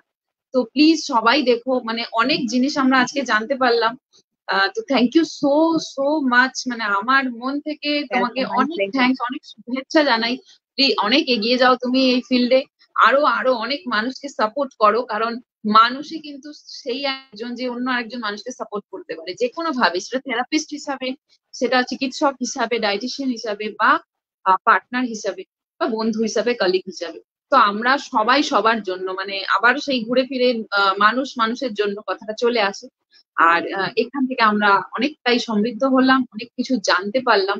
Thank you so so much আমাদের এত সুন্দর একটা টপিক উপহার দেওয়ার জন্য, এত সুন্দর তোমাকে একটা থ্যাংক ইউ সেশন আমাকে পাবনা, যে দেওয়ার তুমি জন্য। আমাকে আজকে এখানে বলতে একটা এত বড় একটা এখানে ইনভাইট করলে। তোমার এখানে তুমি তোমার লাইভ সেশনস আমি দেখি, তুমি খুবই ভালোভাবে কন্ডাক্ট করো। সেক্ষেত্রে তোমার এখানে এজ স্পিকার বলতে পেরে আমি খুব খুশি, খুব ভালো লাগছে। Thank you so much. আগামী দিনে আমি আরো আশা রাখবো তোমাকে, আমরা আবার অন্য কোনো টপিকে নিশ্চয়ই পাবো। সবার জন্য তুমি একটু তোমার কন্ট্যাক্ট ডিটেলসটা দিয়ে দাও, যে তোমার সাথে যদি কেউ কন্ট্যাক্ট করতে চায়, বোথ অনলাইন অফলাইন, কিভাবে তোমার সাথে আমরা যোগাযোগ করতে পারি, এবং সেই ডিটেলস একটু দিয়ে দাও। আচ্ছা, যদি কেউ কন্ট্যাক্ট করতে চান তবে সে আমার পার্সোনাল প্রোফাইল নম্রতা ভৌমিক নামেই আছে, সেটাতে মেসেঞ্জারে পিং করতে পারেন। অথবা মেন্টাল হেলথ সোসাইটি, যেটা আমার একটা অর্গানাইজেশন আমি ফর্ম করেছি, খুবই ছোট একটি অর্গানাইজেশন, সেই পেজটাতেও আপনারা ফর্ম পিং করতে পারেন, এবং তার সাথে আমি আমার প্রফেশনাল নাম্বার যেটা, সেটাতেও পিং করতে পারেন। সেটা আমি বলে দিচ্ছি, 7439785380। এটা মেন্টাল হেলথ সোসাইটির নাম্বার। সেখানে আপনি পিং করতে পারেন। আমার অফলাইন এবং অনলাইন কনসালটেশন, যেটা আপনাদের সুবিধা, সেটা যদি আপনারা করতে চান তবে আপনারা আসতেও পারেন। আমি কখনোই বলবো না প্রথমেই সাইকোলজিস্টের কাছে আসুন, আমি বলবো নিজেরা নিজেদের মতন করে চেষ্টা করুন। তারপরে যদি মনে হয় যে কোথাও অসুবিধা হচ্ছে, আমরা আছি, অবশ্যই আসবেন, কোনো বাধা নেই। আপনাদের অনেকের আমি একটা কথা খুব স্পষ্টভাবে খোলাখুলি বলে দিতে চাই যে অনেকে আসেন আমাদের কাছে যে তাদের হয়তো ফিনান্সিয়াল ক্রাঞ্চ আছে, সেক্ষেত্রেও কোনো অসুবিধা নেই। সব মানুষ যে একই রকম ফিনান্সিয়াল অবস্থান থেকে আসবেন এমনটা নয়। তো আমাদের কাছে সবাইকে সাদরে আমন্ত্রণ। কোনো বাধা রাখবেন না, মনে কোনো সংকোচ রাখবেন না। অসুবিধা থাকলে, যদি মনের কোনো প্রবলেম হয়ে থাকে, যদি মনে হয় যে কথা বলা দরকার কোনো প্রফেশনালের সাথে, আমাদের দরজা সবসময় খোলা আপনাদের জন্য। Thank you so much. আজকের সেশনটা খুব ভালো ছিল এবং আরো অনেক সমৃদ্ধ ছিল, যেটা আমি বলছি বারবার। তো থ্যাংক ইউ সো মাচ, সবাইকে অনেক শুভেচ্ছা জানাই, শারীরিক মানসিক সুস্বাস্থ্যের কামনা করি। অ্যান্ড আবার নতুন কোন একটা টপিক নিয়ে আমি আবার আসবো, চেষ্টা করছি নতুন নতুন কিছু টপিক যেগুলো একদমই কথা হয় না সেই জিনিসগুলো নিয়ে আনতে, কারণ মূল উদ্দেশ্য হচ্ছে অ্যাওয়ারনেস গ্রো করাটা খুব জরুরি। তো থ্যাংক ইউ সো মাচ, সবাই খুব ভালো থাকবেন, খুব সুস্থ থাকবেন, নিজের যত্ন নিন এবং মানসিক স্বাস্থ্যকে প্লিজ প্লিজ গুরুত্ব দিন। Thank you so much, good night. Thank you.